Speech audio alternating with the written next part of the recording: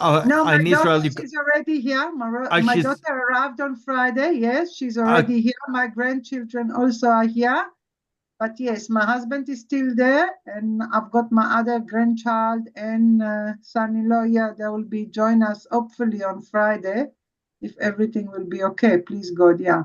please God. So what did they do last night? Hide in the safe room, like everyone, you know, nothing Like, else we could do. Yeah, yeah. well, Lauren Boolkin, your son logged in from Israel, and I said to him, "How was last night?" And And he he went to said sleep. he went to sleep. Can Yeah. you explain that to us? No, it's, I mean, it on also, he messaged me, he said, stop watching TV and go to sleep. And they all went to sleep. I feel like we here get so engrossed in it, and there they get on with their lives. Well, the most downloaded Google term last night was songs. So I imagine that a lot of people were reading Tehillim. I was. I didn't watch There were lots much. of groups. Lots and I lots did of not groups. watch much. I read the 150 chapters of Tehillim. My goodness, 150. Yep. Okay, quite. What else can I do except daven? Okay, Dina, how did you How did I? spend last night? Oh, sure. Last night. That was so long ago, Howard. Did you stay? My Did you children stay were up to raised- watch the fireworks? Listen, I stay up anyway, so I'm glued to it regardless. So I landed up watching all, and you've got to check all the different kind of channels to see the different kinds of coverage. So I sort of switch and toggle between each. And often on Twitter, you find out information before you do, if you follow the right people on Twitter, before it appears on CNN or BBC or Sky. Exactly, and depending what the headline is. So I want to know from our participants as we chat towards 7 o'clock when we're starting this evening. In the old days, going back pre-COVID, 20, 30, 40 people for Pesach dinner. Lauren Boolkin, does anyone have the energy to do that anymore? I certainly don't do it anymore. I have toned it down. Fortunately, it's very hard to really build it back up again. Now, I half think I'm going to invite a whole lot of people, and then push comes to shove, and I actually haven't. But I enjoy it with my family. Now, I feel comfortable to sing on top of my voice and wave my arms around and be a frog, and yeah, so it's okay. Really, I want to come to your next later. Okay, deal. Done deal, Dean. Daniel just said, can you please be unmuted? Yeah, thank you. We following him. We're asking him to. And then Melissa, are there any special Where are you going, Howard? Sorry? Where are you going for Pesach? I am going to Skukuza. Ooh, he's going to be one with the bush. You know, he's got to feel Jelly. and the wild animals and the God knows. I'm not going to say what else. And you, Dina? No, I'm with my family. I am with my family always. Thank God. I actually get a pass because they're amazing. They do the seders and they just want their grandchildren. I'm like, what can I do? What can I make? I try. And my efforts are often refuted, but it's a very very easy Pesach for me. I should not complain. Fantastic. But so I have a question, because the knedlach has been made frozen, the soup has been made refrozen, the egg in salt water will be made on Friday, and we're leaving on Sunday. Mock crayfish. Yes. Can I freeze? No. Cook the fish. You can freeze it without. You can cook the fish. You can cook the fish, and you can freeze it in chunks. But you have to put the mayonnaise the day of. Okay. You can Lauren, freeze were you the going to say whitefish, the hake. You could freeze. You could no, you boil don't and use freeze hake. it. You have to use king clip. Well, God. you don't get king clip in America, so they're lucky for the kabeljau and king clip people in South Africa. We have to deal with hake. Okay, and tilapia. Yes, but you can freeze it. I don't know who else even eats mock crayfish. Miriam, best in avocado. Yum. Is mock crayfish even a thing? We just cook the king clip. In Israel, we do the Wow, the fish called amnon. I don't know if they got it here. No, I don't think so. It's like tilapia fish. It's actually very similar to tilapia fish. That's what we cook. And there is that fish that they do, what they call it, the gefilte, you know? That fish, that gefilte from. Or you can make the fish balls with it, but you would only put the mayonnaise and the grain mixture when you're ready to combine, because when you thaw it, the water will dilute the sauce. But you Okay, can make thank them you. separately, and you can store the grain and the mayonnaise in a jar. I'm very concerned that Miriam, who is Moroccan, Yeah. is telling us about gefilte fish. Daniel, is it true that Ashkenazim can't cook? Well, I'm Ashkenaz by creed, and I can cook. But let's face it, you've tasted Sephardi cooking. Where did our ancestors go wrong? Where did they lose their sense of taste when they landed up in Europe, when they could have landed up in North Africa? Well, Dad? Well, food in general is very much tied to region.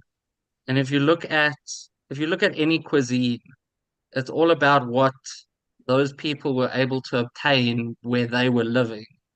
And I think our ancestors in Eastern Europe were limited with what they had access to. And granted, I think they did a pretty good job with what they had access to. I mean, obviously they didn't have access to such nice spices and things that Sephardi people had access to in North Africa and in the more western part of Europe. Whereas in the eastern part of Europe, food was a commodity. It was tough. So Also, I think Juliet, gefilte we and haven't heard from Juliet. I want to hear from Juliet. So your Seder, is it traditional? Is it egg in salt water? Is it knedlach soup? Is it chopped herring and gefilte fish? Tell us what you're making. Totally everything we love, all the traditional food.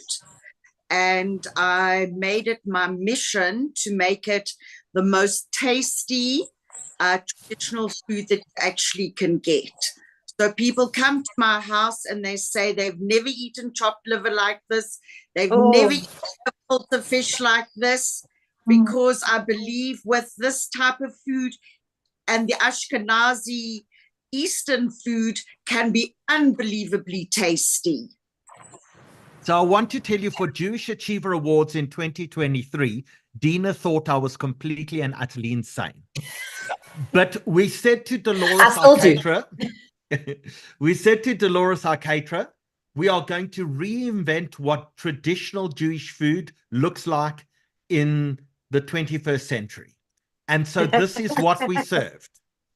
Gefilte fish, a piece, in a grain-flavored macaron. Wow.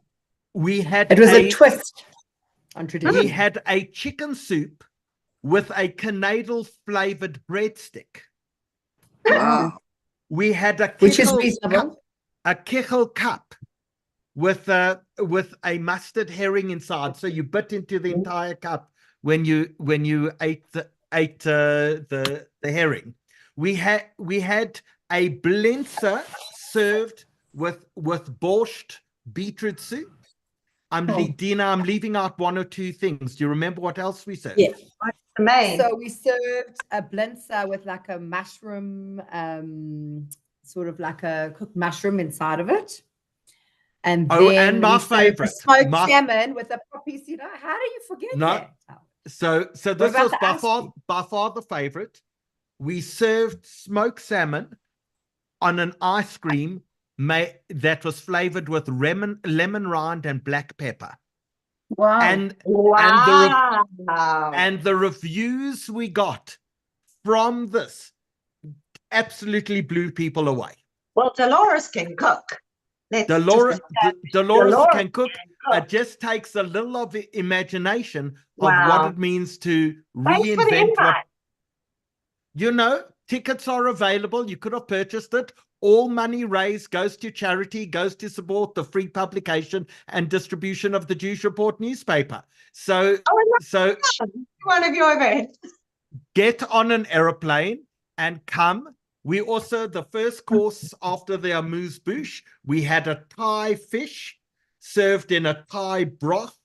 And then our next thing we had beef, lamb, and chicken, all done in various different ways, including chicken in a apricot jam. We had phyllo pastry. We did lamb baklava. Wow. And for dessert, we served a box with 6 desserts in that if you weren't hungry, you could take all 6 desserts home in the box. Absolutely astounding. How did you think this all up? I need pictures. I need someone to send me pictures of this, please. So it was many, many, many rounds for Dolores. She has the patience of a saint. Dolores tells me that every time I walk into her office, she absolutely dreads it and it's the worst day of the year. I doubt that. So the time has just gone 7 p.m. South Africa time on what's starting to feel like a slightly winterish evening. And a big welcome to everyone around the world who's watching us this evening, watching us on Zoom, on YouTube, on Facebook, and hopefully it's working that we're watching live as well on Instagram. So a big welcome to everyone this evening. Dina, I wasn't around for our last webinar. The last webinar you hosted together with Howard Feldman, and we had Douglas Murray on that webinar, and we've been watched well in excess of 600,000 times on YouTube from that webinar. How was it? So let me tell you, I think Douglas exceeded all of our expectations. I think he was absolutely, absolutely outstanding. I mean, first of all, he's consistent, he's bright, he's personable. There's absolutely nothing negative that you can say about Douglas. I'm sorry, my child is in the background. But I mean, it was just a phenomenal, phenomenal event. He really brought the community in. We could only get a certain amount of people in the actual hall, but I'm telling you now, if we could have had a hall for 5,000 people or more, we would have filled it, because that is the attraction he has, the way he speaks, his eloquence. Howard Feldman did a great job. He discussed South Africa. He obviously discussed all the issues in Israel. He discussed his thoughts, his views. And I have to say, I think he blew everyone away, everyone. Well, certainly 600,000 people watching. The only thing we've done that's had a bigger audience than that was bizarrely our webinar, which touched on ivermectin, which someone then stole, reposted, and got more than 1 million views. But we've now been watched well in excess of 5 million times since we started our webinar series. So it's absolutely remarkable and incredible. And of course, these webinars are brought to you courtesy of the South African Jewish Report. And we are on webinar, 166, Dina, is that correct? 166. I actually can't believe it. In fact, when I think about how many Pesach webinars alone that we've done, you know what they say? Dayenu. Well, do you remember our first Pesach webinar during COVID, when in fact we started getting messages from people during the webinar to saying, I'm in London, I'm in lockdown, I can't get hold of matzah, I can't get Pesach food. We got messages from people in Australia telling us the exact same thing. They can't get hold of Pesach food. And what we did is we said to everyone watching, if you're stuck at home, if you're isolated, if you can't get matzah, if you can't get wine, if you can't get kosher Pesach food, let us know and we'll take care of it. And everyone on the board of the Jewish Report called up their friends in New York and San Francisco and Sydney and Melbourne and London, and we delivered food right around the world to people who were stuck at home, unable to go get during the dark, dark days of COVID. So it's something that we're enormously proud of, and just kind of the sort of thing that the Jewish Report has done for our community and the Jewish community around the world. And our webinars have become an international sensation, watched all around the world, not just live in the evening, but on YouTube for weeks and weeks to come. People will watch. But we've got Pesach looming tomorrow, a week. So Dina, tell us what's in store this evening. All right, so I am so excited. So the wonderful thing that happens every single time we try and do a Pesach webinar is we think, well, where else can we go? Who else can we speak to? Who have we seen? Who haven't? Like, so we like to bring some old favorites back, but we always like to mix it up and add a few a bit of new blood. So, and luckily we've got both as a perfect mix on this webinar. So, I mean, so we've got Melissa back all the way from LA. Always great to have her. I mean, sometimes she's in Italy, sometimes she's in LA. We don't always know where we're going to catch her, but a ball of energy and a ball of excitement, which we love. We've got Lauren Boolkin, who is just like our staple. Like, we know she's reliable, she's dependable, and she's unbelievable every single time. Every recipe she has and everyone that I've tried has been always delicious. And she's always got some little tricks and machines that she uses. So she keeps it interesting. So we love that about Lauren. And then we have Miriam, who's here all the way from Israel to come cook for us. And she's cooked for you. And I told you I've tasted what she's making today. And I would never even have thought to make it. But when you see it, you'll see, oh, wow, obviously we should make that. But it was delicious. And then we also thought, you know what? Within our community, there are people that we don't know about, people that we always know who we know, but what about the other people that we aren't aware of, who cook and can contribute and who would be amazing?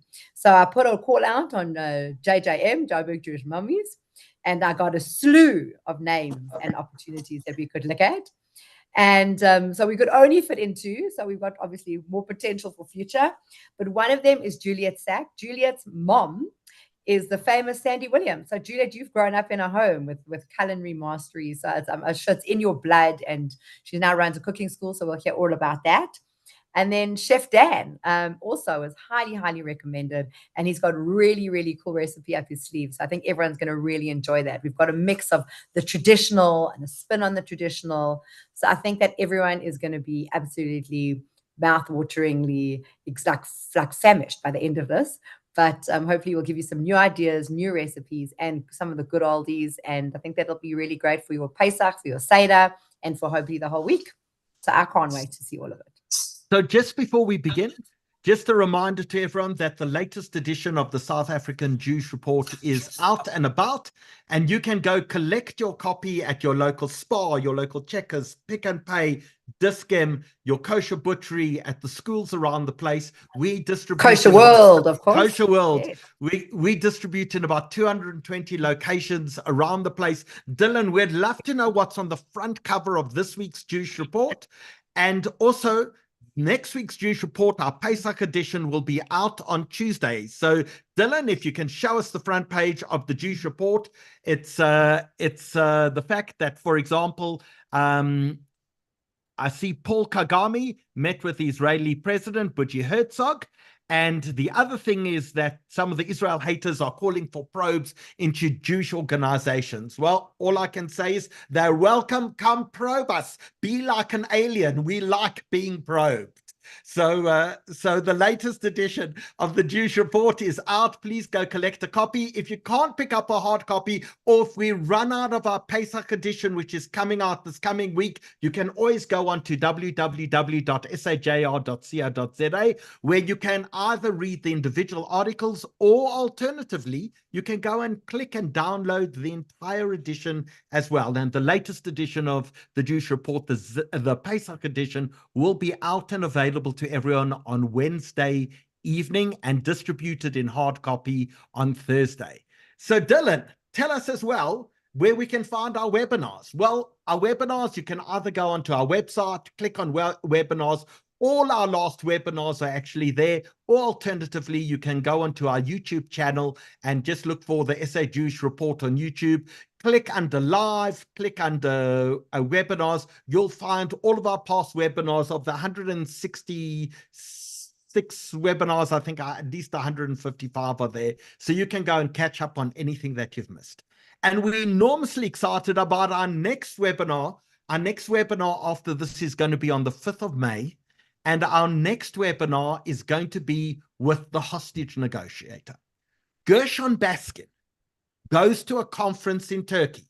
This is going back to 2011.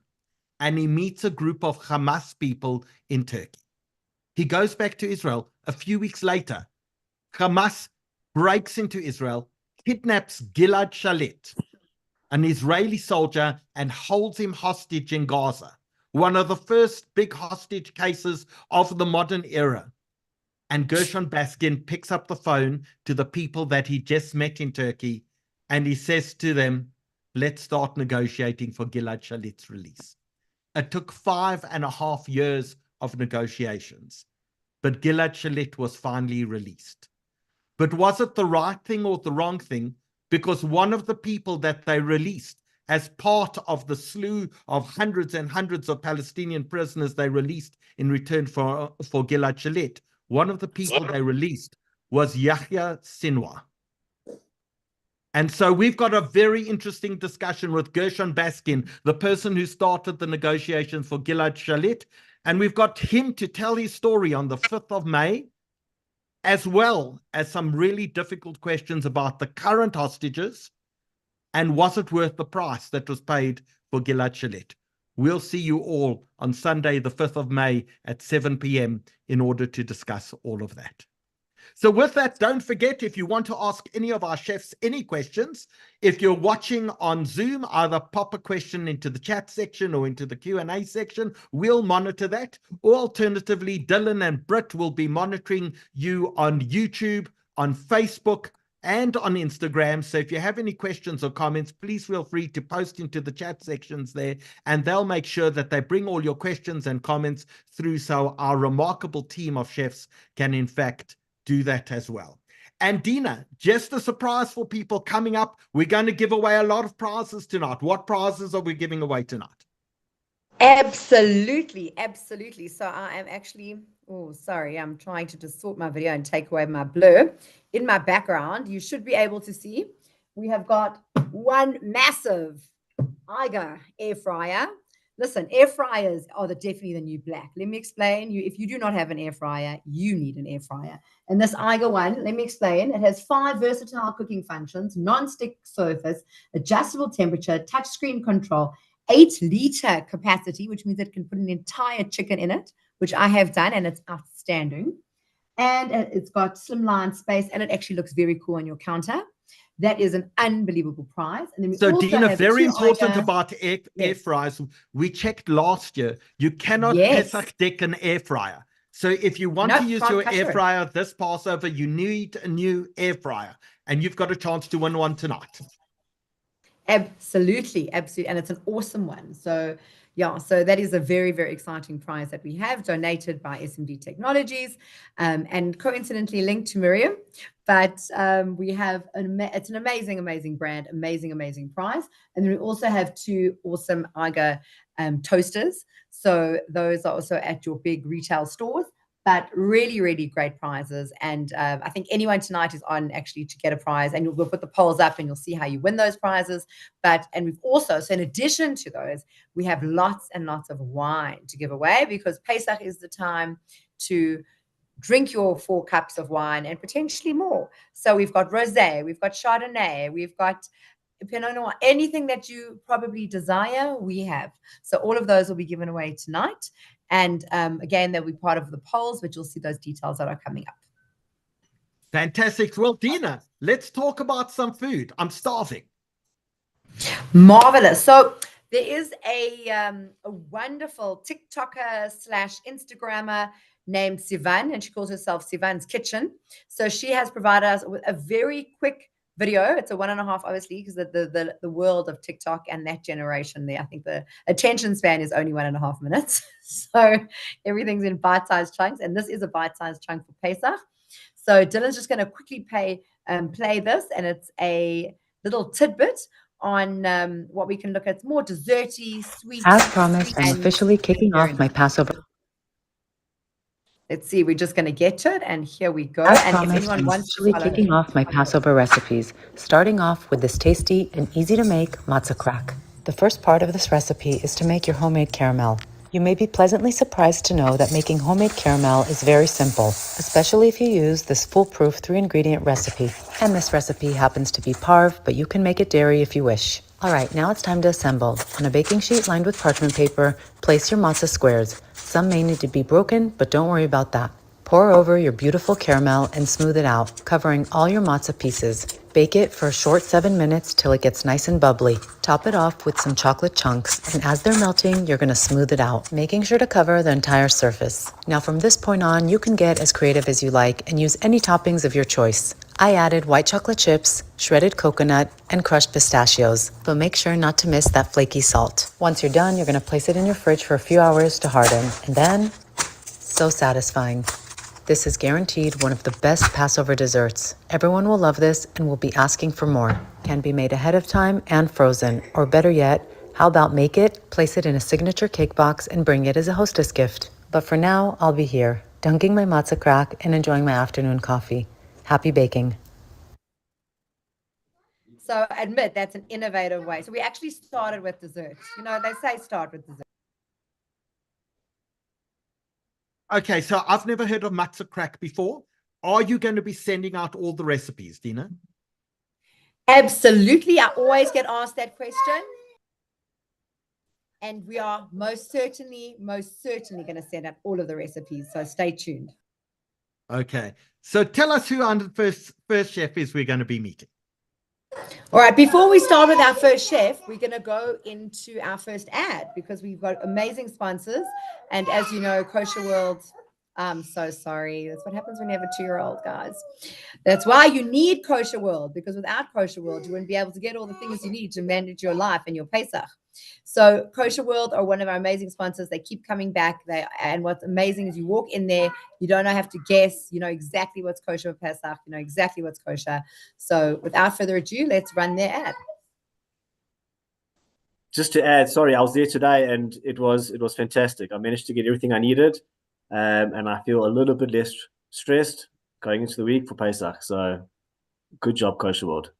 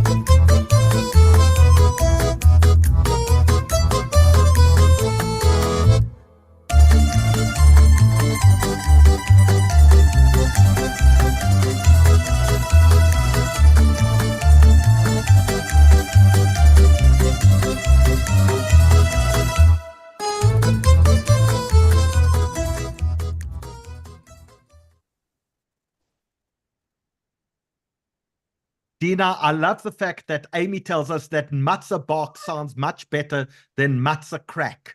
Although I don't know, it looks Listen, very you want it to be addictive. So posed. maybe I don't know what you're saying. Maybe crack is the right thing. Absolutely. So moving on quickly from that, but it does look like a very interesting recipe, and I actually think I would make it. Let's start with Melissa Mayo, all the way in LA, because she's been patient. It's 10 o'clock. She's got to go to the beach. So we're going to start with her. She's got amazing recipes. Melissa, how are you doing? Hi, gorgeous. I wish I could say it was the beach day. It's a little bit misty and overcast, but the rain is always a blessing for Eretz Israel. Great. So tell us, what are you going to be making? So you're giving us recipes, which are your classics, but everyone can make. Tell us about them. So we're gonna be watching 2 videos, but I want you, when you watch these 2 videos, to have a very open mind, because I always like to teach people to cook without recipes. Now, despite the fact I don't love brisket, my brisket recipes have been downloaded over 1 million times. Today, I'm sharing with you my Nando's Peri Peri brisket, but once you've watched that video, we're going to come back and discuss how all brisket needs to be done, sliced, cut, and the 101 of how to rock out an epic brisket. And there are, as I say, 3, 4, 5 brisket recipes on my website. I'm also they're going to be airing a roasted vegetable video, but then we're going to come back in here and I'm really going to give you the 101 of vegetable roasting, based roots vegetables versus water-based vegetables that you can cook whatever you have in your fridge, no mess, no fuss, and know how to substitute dry to wets or fresh herbs. So it's really Awesome. an intro into the recipes, but I'm then going to show you how to improvise. Marvelous. All right. So Dylan, let's rock and roll with the videos.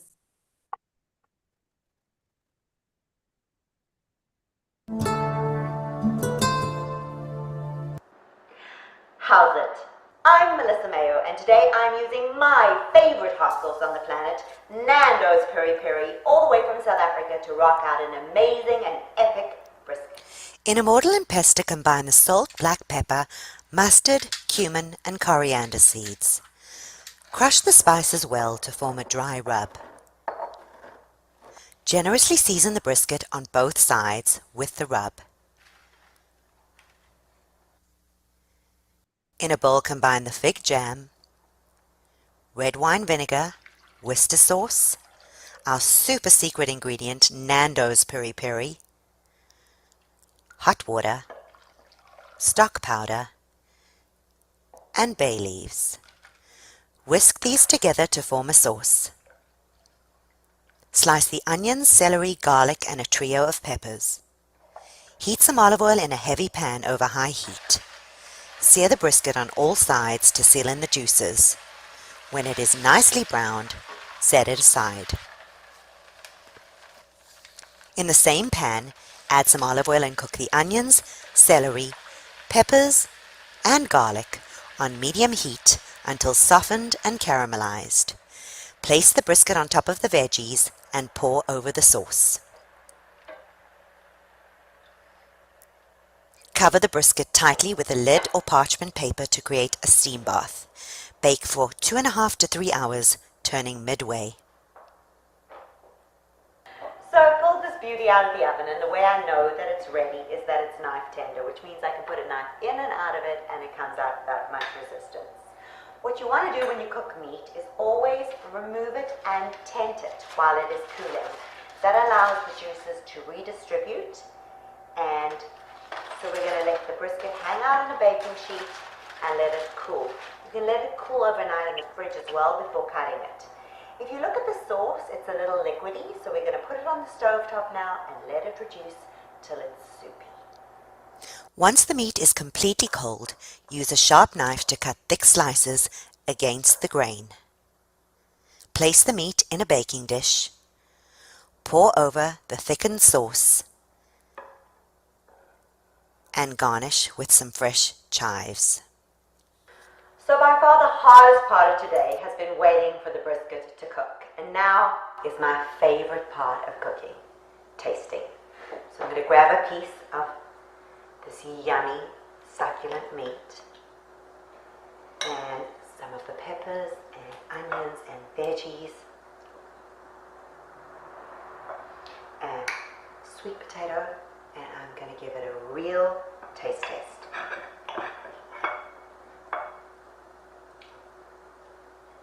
I know that was a big bite, but I have been waiting all day for it, and guess what? It did not disappoint. It's moist, it's succulent, it's juicy, it's got that kick of peri peri, and you will not be sorry that you risked it on my brisket.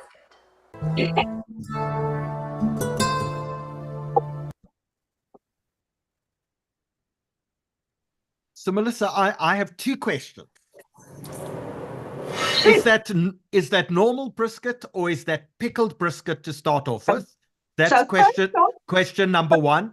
And question number two, I'm not sure in South Africa if Nando's Peri Peri sauce is Pesach Dik this year. So what can we substitute if we can't get Pesach Dik Nando's? So let's talk to that. First off, that is not a pickled brisket. It is the first cut of brisket. So rule 101, when ordering your brisket, you need to order the first cut of brisket. Now, ignoring my recipe, ignoring it because I'm going to teach you how to cook, there are a couple of recipes on my website. The trick on brisket is obviously you'd never want to start meat unless it's room temperature. So you're going to season it. There's a balsamic mushroom glazed cranberry brisket on my website. There's a thymus brisket. You're going to want to put it on a pan like this, a griddle pan on the oven, and you are going to want, when it's room temperature with its salt and pepper and spices, to totally seal in the juices, which some people skip. So that is part one. Part two is that you're then going to create your liquid. Now, your liquid can have a vinegar. I'm sure there's some sort of, I don't know if the Nando's Peri Peri is kosher for Passover. I'm sure there's a hot sauce. But if not, you know, that you could use wine, liquid. You're just creating a decent amount of liquid with enough aromatics. For example, my cranberry mushroom balsamic glazed brisket has celery, onions, mushrooms, and then it has a red wine and a balsamic glaze to it with some fig jam, and that is like a sweet and sour brisket and a lot of fresh herbs. The second thing would then be creating your liquid bath, same steps. Then you're going to sear your veggies in a heavy Dutch oven. If you do not have one, but you need to tent this well and with parchment paper before putting it into the oven and cooking it. Now, people tend to think that the brisket is undercooked, but remember, we're going to slice the brisket and we're going to cook it back in the sauce the following day. So what I would encourage you is you take out the brisket, you let it cool in the refrigerator. It is much easier to cut when it's cold. Your first knee-jerk reaction when you pull it out of the fridge is going to be, oh my God, it's hard. It's hard so you can cut it well. That's the most important thing. You cut it across the grain, you put it in its dish, and if this was the point that you needed to freeze your brisket, this is when you would freeze your brisket. So that the last part of marrying the sauce with the brisket is done in the oven at the time of cooking it. But the whole trick is to seal in the juices and to let it actually marry in the sauces. And the veggies, you can be creative. In the one that I've just shared, it has a trio of peppers, so it has more of a Mexican, African feel. My balsamic glazed brisket has more of an Italian feel. I don't love sweet briskets, but if you were to apply the same principles with your prunes and your apricots, you'd have Simmer's brisket. But searing the brisket, covering it with liquid once you've browned the veggies, cutting it cold, and then putting it away and heating it through when you're ready to serve it. So give us some ideas, because Nando's is probably out for us. Mustard can't use over Pesach. Give us some other ideas of what we can use as a sauce. Could we do some chili? Just throwing that out there. You could use sweet chili, but I was not able to film myself today, hence the use of a video. But my most downloaded recipe is actually a balsamic cranberry glazed brisket. I will send you, Dina, the recipe as well, so you have that brisket. So that would start off with searing the brisket in salt and pepper. And then the mix is made up of balsamic vinegar, red wine, aromatics, and it's almost like, I'm going blank on the word. It's an Italian dish, which is very, very savory. And then I would saute some celery, onions, and mushrooms would be my veggies, and it would go over the top. Same principles, exactly the same way you rocked out the brisket. And then the sweetness of the fig jam would combine with the balsamic glaze and create the sweet and sour brisket that is just to die for, really, to die for. Balsamic vinegar and exactly, and so you could probably substitute out the Nando's peri-peri in the recipe that I just gave you to include just balsamic or red wine against the jam, and you would just leave out the seeds. You would just do salt and pepper on the brisket if you wanted to have some heat. I'm sure there must be some sort of hot sauce that is kosher for Passover, because I think there must be a chili available. And funnily enough, the actual jam of this brisket doesn't make it hot that the kids can't eat it. It's not hot enough that it's almost like a sweet and spicy, but still sweet enough that the young kids will enjoy it. It's not too hot. It's a delicious African spin on brisket. Delish. So how are you going to take that to the game reserve now? May very well, but let's look at the veggies, because the veggies I think are very important. Okay, veggies always. Veggies first. Hi, I'm Melissa Mayo, and today I'm making Thanksgiving roasted vegetables. I'm using rosemary to spice them, and it's my all-time favorite herb. It makes me happy when it's cooking, but you can serve these vegetables year-round. In a bowl, combine the chunks of red onion, butternut, baby potatoes, sweet potatoes, yellow squash, zucchini, celery, and carrots.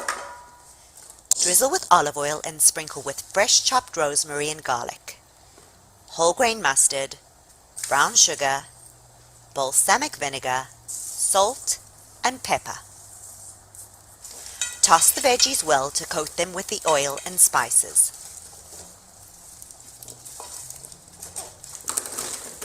Lay them on 2 Teflon-lined baking sheets, making sure they aren't overcrowded. The trick is that by keeping them 1 layer thick, they can brown nicely. Roast them in the oven, shaking occasionally till they are golden and caramelized. So the veggies have caramelized and roasted, and they're beautiful and browned. All the sugars come to the surface. If you could only smell my kitchen. The rosemary is incredible. And I'm just going to transfer them to my serving platter.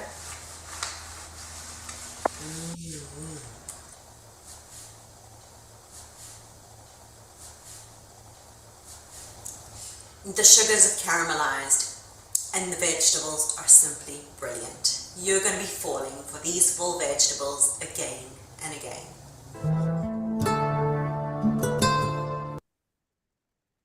And fall it is for us as well. So it's the perfect vegetable. Fall it is for you too. So let me give you my, and I always like to say this.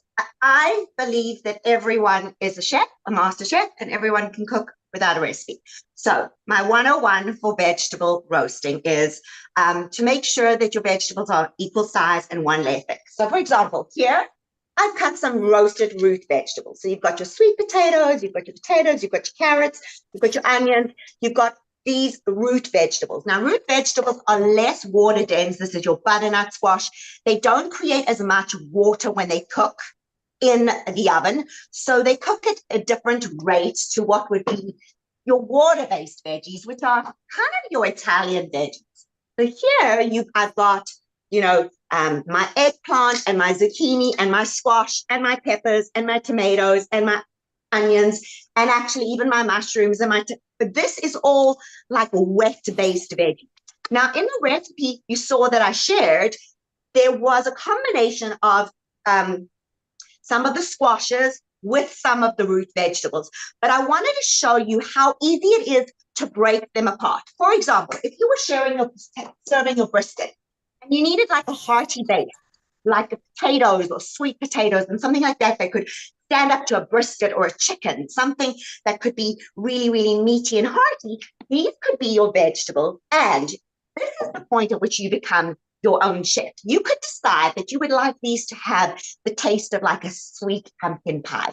And because the vegetable caramelizes and all the juices come to the surface, you don't need to really add any extra sugar. These are like literally spoonfuls of sugar. So if I were to add cinnamon and nutmeg and ginger and cardamom and star anise and allspice and those kind of warm baking nutmeg spices to this, when this roasted up, it would have that sweet, briskety, like simmersy feel. But if I wanted to, I could give them a very Italian feel, and I could put herbs like rosemary and dill and thyme and sage and basil. What I do want to let you know is if you're using fresh herbs, the ratio of a recipe would be twice the amount of fresh herbs to what it would be to be dry herbs. So usually if a recipe called for and I'm a generous seasoner, I like to use bold, big spices. So if you were going to use like herb de Provence, a tablespoon of this, you'd be wanting to use 2 or 3 tablespoons of fresh chopped rosemary or dill or thyme. But I'm kind of getting you to just understand that you want vegetables to be 1 layer thick. So I'm going to explain that in my next thing.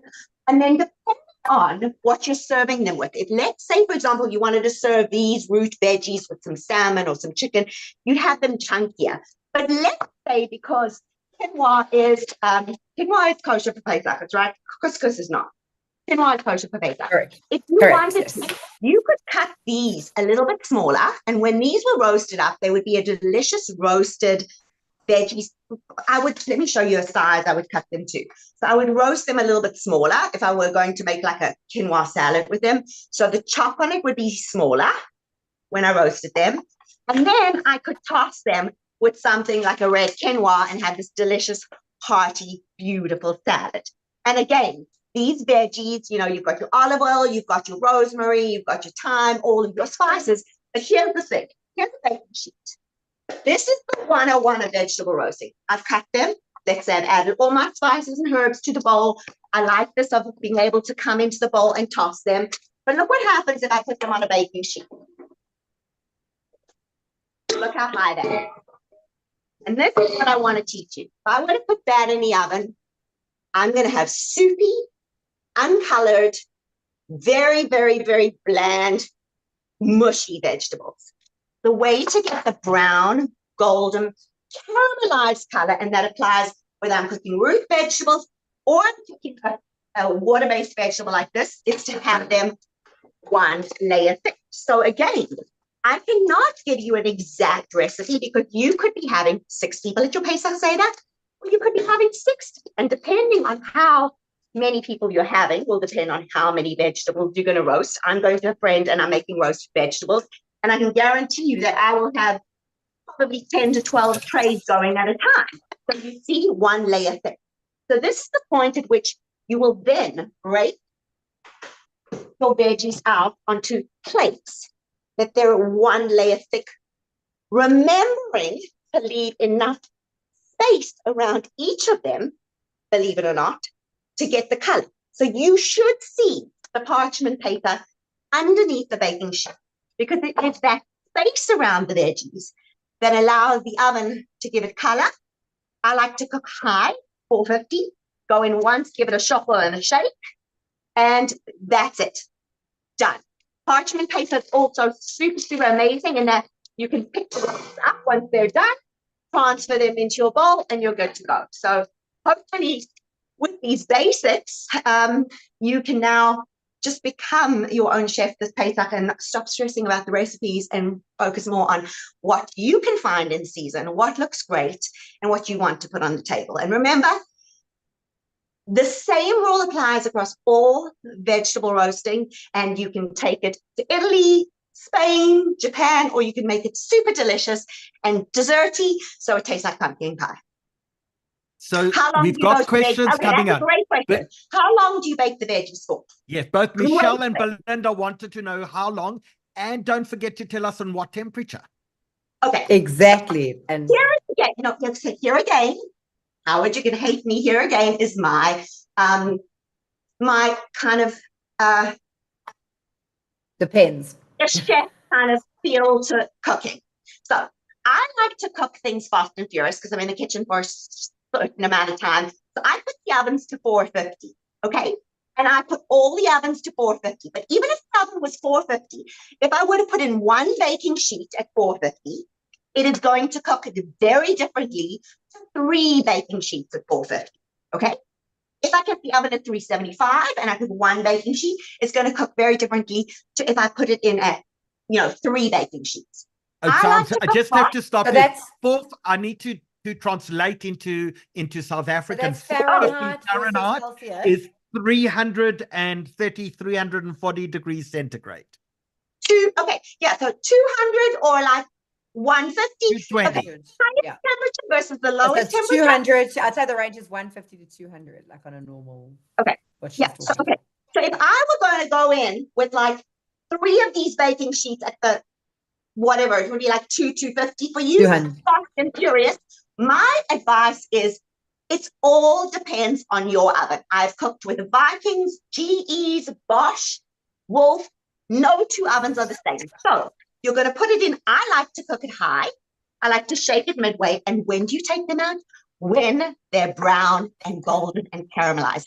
How do you know they're delicious? Because you take them, like my late mother used to say, and you taste it. Is the potato raw? The potato goes back in.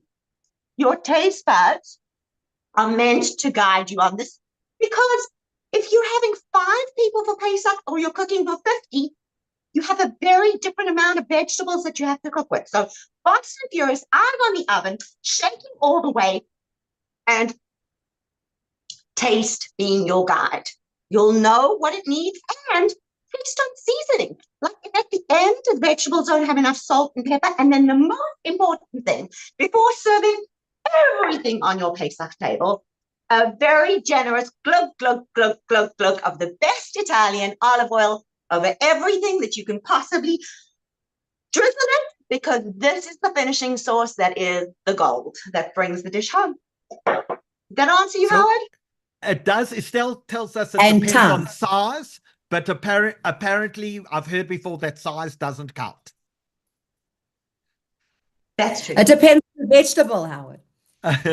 And very importantly, someone who's anonymous but asked the question, if you don't want to use balsamic vinegar, what can you use on your vegetables? Now, balsamic, of course, is fantastic because balsamic contains caramel inside. That's what makes balsamic.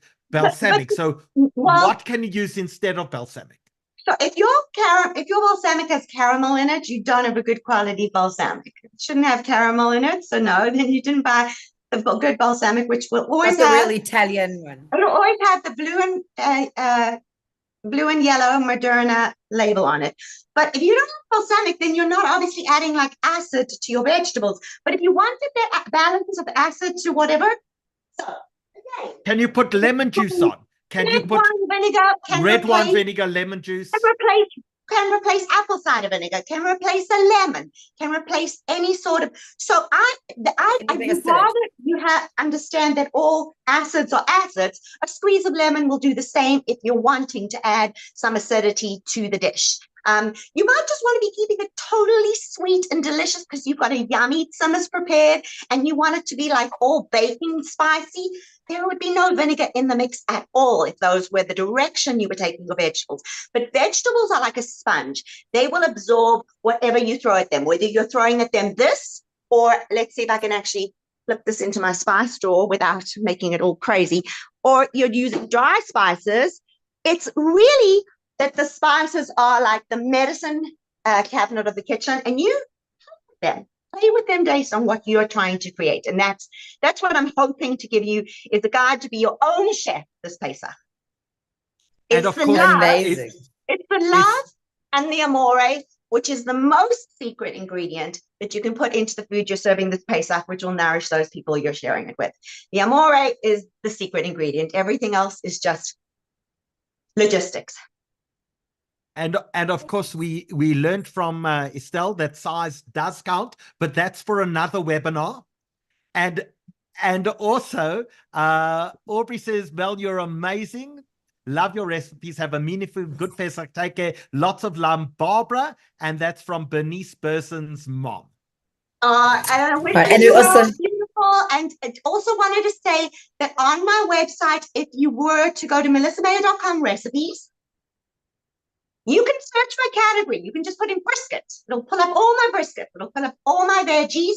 There are over 450 free, delicious, easy recipes, but you can do it without a recipe.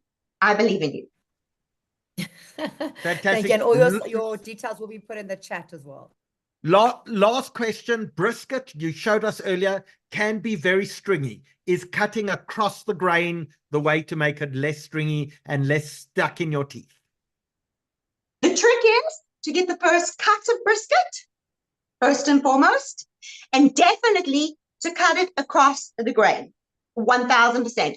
So and to cut it cold, too many people make the mistake of cutting the brisket when it's warm, and that's when it kind of shreds into itself, which is great if you're making like carne asada and stuff like that and you want a kind of stringy thing.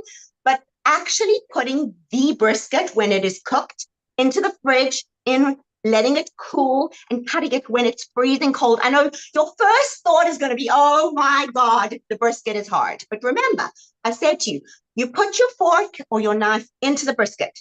If the brisket goes in and out, the knife goes in and out quickly, and you can, without much resistance, the brisket is done. And remember, once you've now cut it, sliced it, and it's frozen, you're going to put it back in the sauce, and you're going to probably cook it. And with the way the Pesach Seder goes on with the next cup of wine, and then chances are that brisket's going to have so much time to finish its cooking life during the Pesach Seder. Do not panic when it's hard. That is the best time to cut your brisket.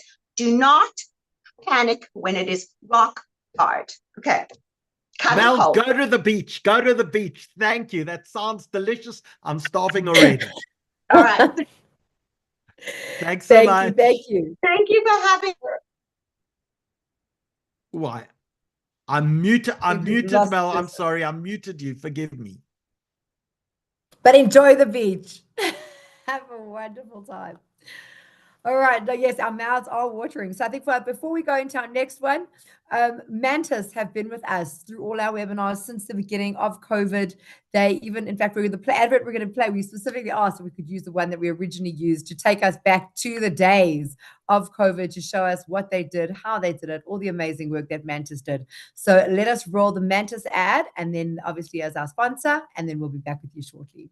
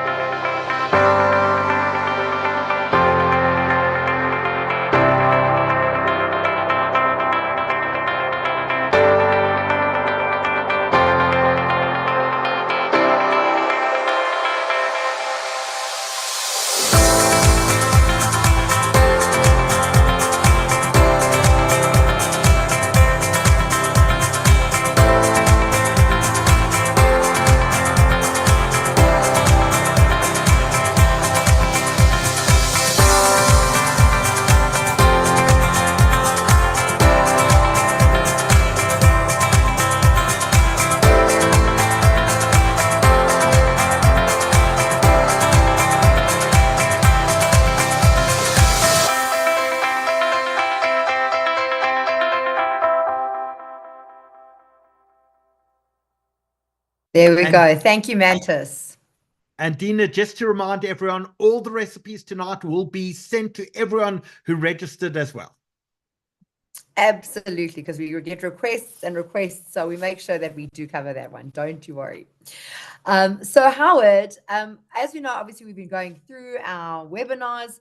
We have always run polls, and tonight is no different. And except the difference is tonight we have unbelievable prizes. We have air fryers, we have toasters from Iger, really, really unbelievable appliances. We have loads of wine, because we love to give back to the people who watch us. We love to engage with them and we give them value.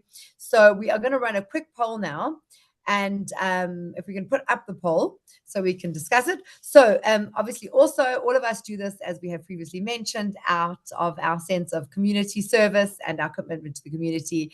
The South African Jewish Report has a team of extremely dedicated, unbelievable people that have managed to hold people together through COVID.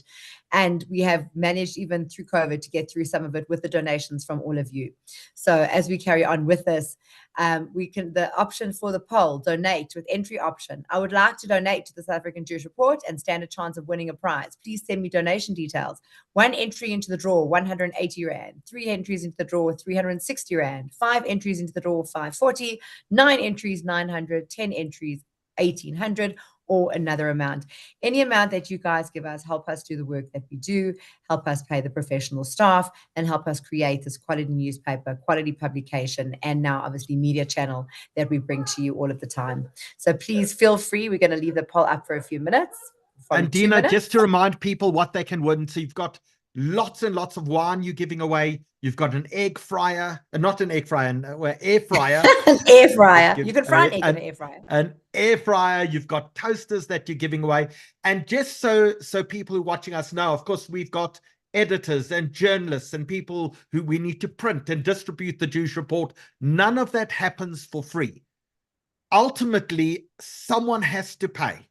Dina and myself, we're volunteers in this organization. We have no benefit. We give of our time and our energy to make sure that you have the ability not just to read the Jewish Report free of charge every week, both online and in person, but as well to now have seen 166 different webinars, to attend events like the Jewish Achiever Awards, to attend events like Douglas Murray as well.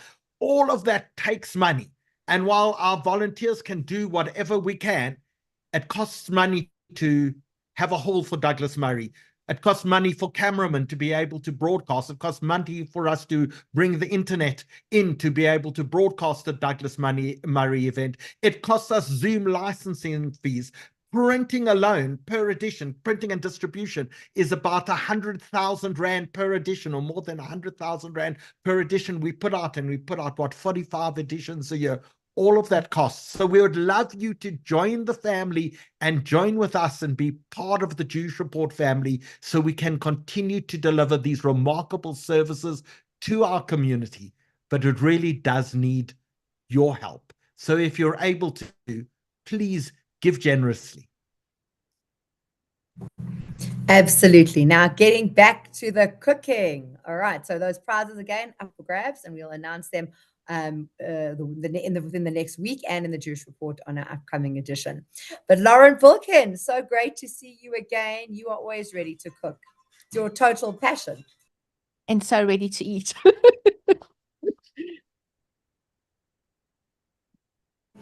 And what are you going to be making for us tonight?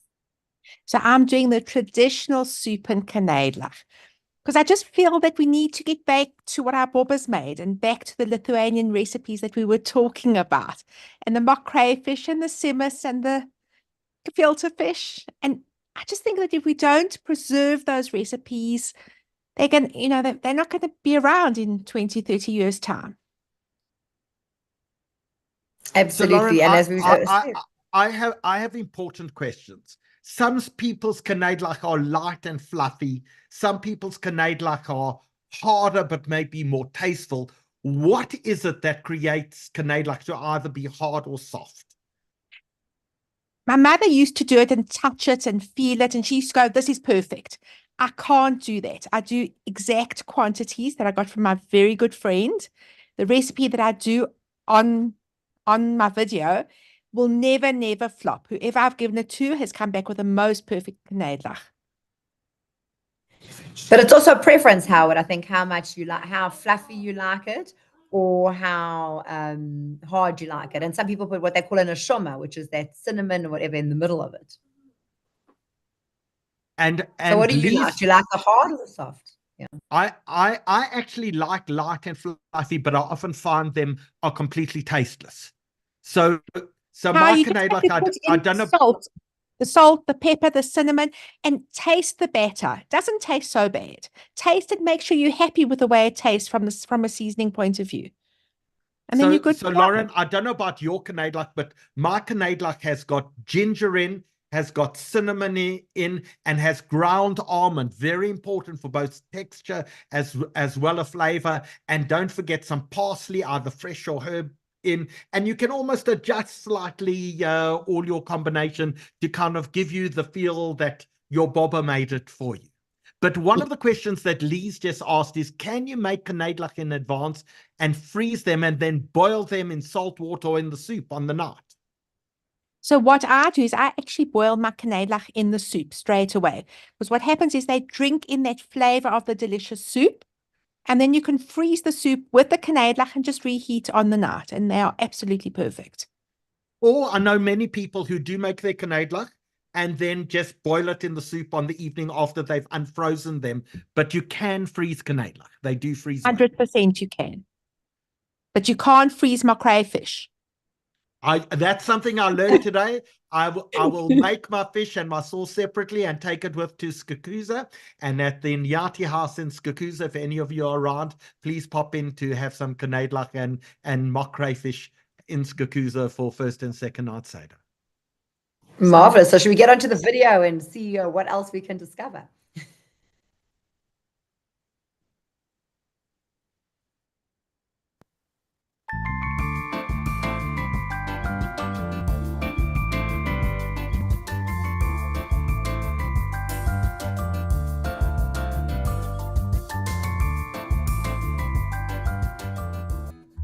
So, hello everyone. I cannot believe, well, I'm not even saying I can't believe it's Pesach again, because actually it is, and everything's got these Pesach stickers, and yeah, here we are. So I thought we'd go back to basics and just talk about how to make simple chicken soup.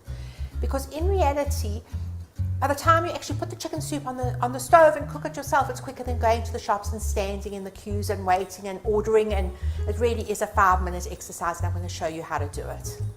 So these are the ingredients that you will need for your chicken soup. So this is what you're going to need for your chicken soup. A chicken. In lots of the recipes they call it a broiler or an old chicken. I actually don't. I like a nice, fresh, juicy chicken, because actually the quality of the ingredients is going to determine the quality of your soup. I also like to put in a little bit of top rib or flank, because somehow it gives the soup a bit of a depth of flavor. If you don't want to, don't do it. It's not imperative to the soup, but I like to do it, and then I mince it afterwards to make pierogan if it's not Pesach, or to put into my kremslach for Pesach. You're also going to need some leeks, which I've already washed and cleaned, some carrots, an onion, a couple of parsnips, some celery, and some parsley. And then again, what you're going to put into your soup is going to add to the flavor of the soup. So really, the more vegetables you put, the more tasty your soup's going to be, but not so many that you can't actually get water in and you end up with no soup. I also like to add a little bit of cut pumpkin to the soup, because that gives it a beautiful yellow color. Once the soup is cooked, you're going to need some chicken cubes. If it's not Pesach, I use the Marcel, otherwise the Talma chicken cubes. So I like to start off by boiling my top rib first.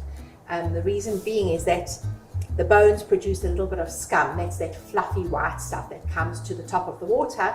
And I like to actually then, once the meat is boiled, take the meat out, rinse it, throw away the dirty water, and then add all my soup ingredients. And that way you're going to get a beautiful, clear soup. So my meat's all beautifully washed. I've got some clear water in my pot. I'm going to put in my chicken into the soup. My vegetables are going to go in.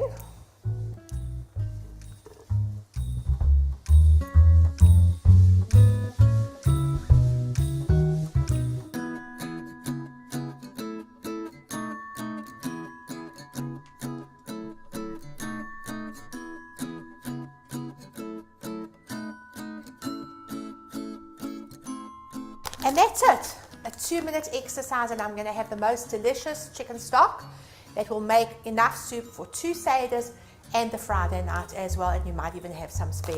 This leftover pumpkin you can drizzle with a bit of olive oil, some maple syrup, roast in the oven at 200, and that goes beautifully with your meat. So I'm going to put the lid on the pot, and it's going to boil like this for 5 hours. It's going to come to the boil. I'm going to reduce the heat once it's boiling. The only thing you have to do in the 5 hours is just keep topping up the water. So hello again, and welcome to the morning after. It doesn't really have to be the morning after, but I do like to put my soup into the fridge overnight, because what happens is that a layer of fat forms on top of the soup, as you can see. And I'm going to take that layer of fat off the soup, and then I'll show you, and you're left with a beautiful clear stock. So I'm just gently removing the fat from on top of the soup. What I forgot to tell you is when the soup was ready after 4 or 5 hours yesterday, all I did was just strain the vegetables and the chicken and the meat out of the soup, and sometimes I mince up that meat and I use it for my pierogan, or I use it for a cottage pie during Pesach. Now, this isn't your soup. This is a stock. The stock, this amount of stock can actually make 4 meals worth of soup. So at this point, what I do is I divide the soup into 4 portions, 3 or 4 portions, obviously depending on how many guests you've got. And that stock I'm going to mix with boiling water and chicken cubes to make a gorgeous chicken soup. So I'm going to pour some of the soup into a pot. Right, that amount of stock is absolutely enough for 12 people, because I'm going to mix it with boiling water and a few stock cubes and salt. I'm going to put it on the stove to boil, pouring some boiling water into my pot.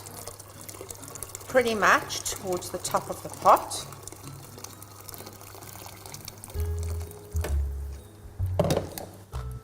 And I'm going to put in, I think, 2 of these giant 14 kilogram macel cubes. I'm going to use macel because this isn't Pesach soup.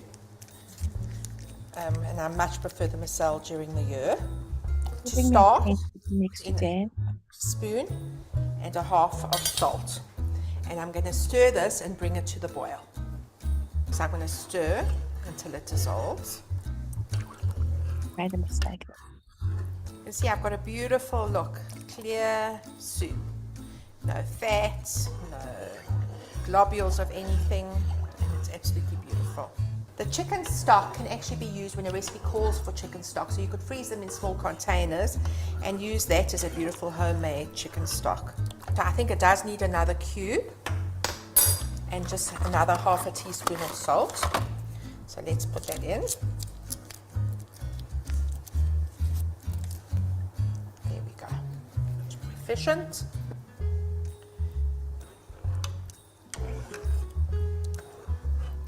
So there you have it, your beautiful chicken soup, all ready for your Pesach Seder, and we're ready to move on to the knedlach. So you know my feeling on Jewish food, that you have to taste it, touch it, feel it, and kind of do it by your heart, but for me, knedlach don't work like that. So for the last couple of years, I've been lucky enough to be making my beautiful friend Lauren's knedlach, and these, I guarantee you 100% will not flop. For the knedlach, you're going to need 4 eggs, some room temperature water, some schmaltz, salt, pepper, here's your salt, and some matzo meal. And I'm going to show you how easy it actually is to make these knedlach. So I'm going to start off by putting my 4 eggs into the bowl.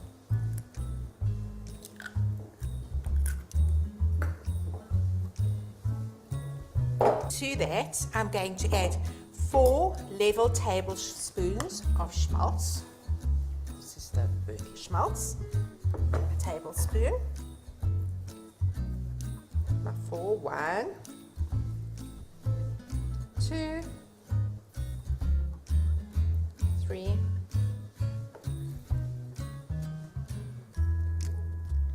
4 tablespoons of schmaltz. And I'm just going to whisk it all together.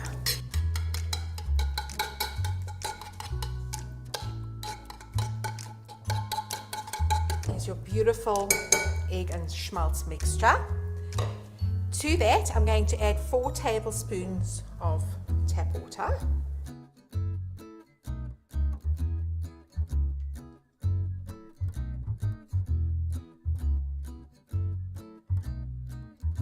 I'm going to add a teaspoon of salt.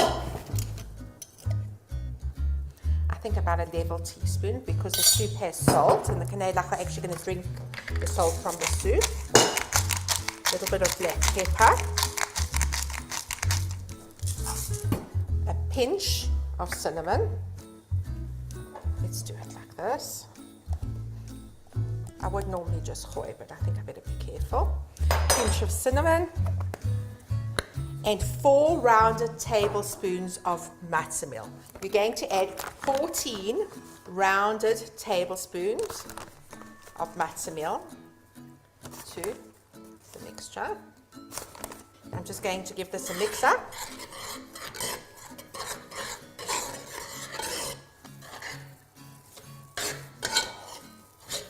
Okay, so this is how your mixture looks. It's almost like a kind of thick cake batter. And I'm ready to put it now into my boiling soup. I know I keep harping on, but you saw this took me 2 minutes. The soup took me 10 minutes, and really it was quicker than going to the shops and standing in the queues. We're ready now to go and put the knedlach into the pot to cook. I'm going to bring my soup back to the boil. It might take a few minutes, because you really do need to put the knedlach into fast boiling water. Well, not really boiling water, boiling soup. And this amount of knedlach is going to be enough for about 12 people. But people eat more than one, so I guess 7 or 8 people. You'll get 12 to 14 knedlach after this, out of this mixture. So my soup's boiling beautifully. just going to wet my hands a little bit. And I'm going to roll balls, I guess the size of a ping pong ball.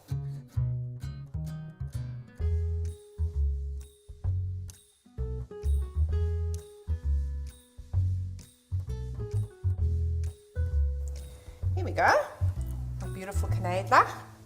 I'm going to put the lid on, go off to wash my hands, and we'll check back in 20 minutes.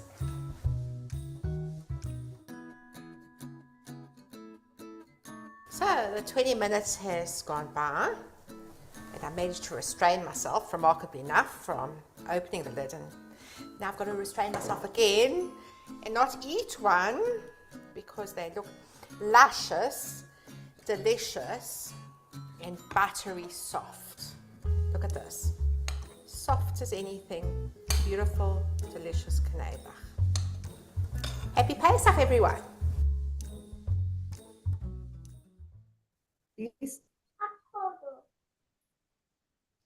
Wow, Lauren, you know what I love is that we're talking about traditional food and doing it the traditional way, but actually I don't think any two people have exactly the same traditional way.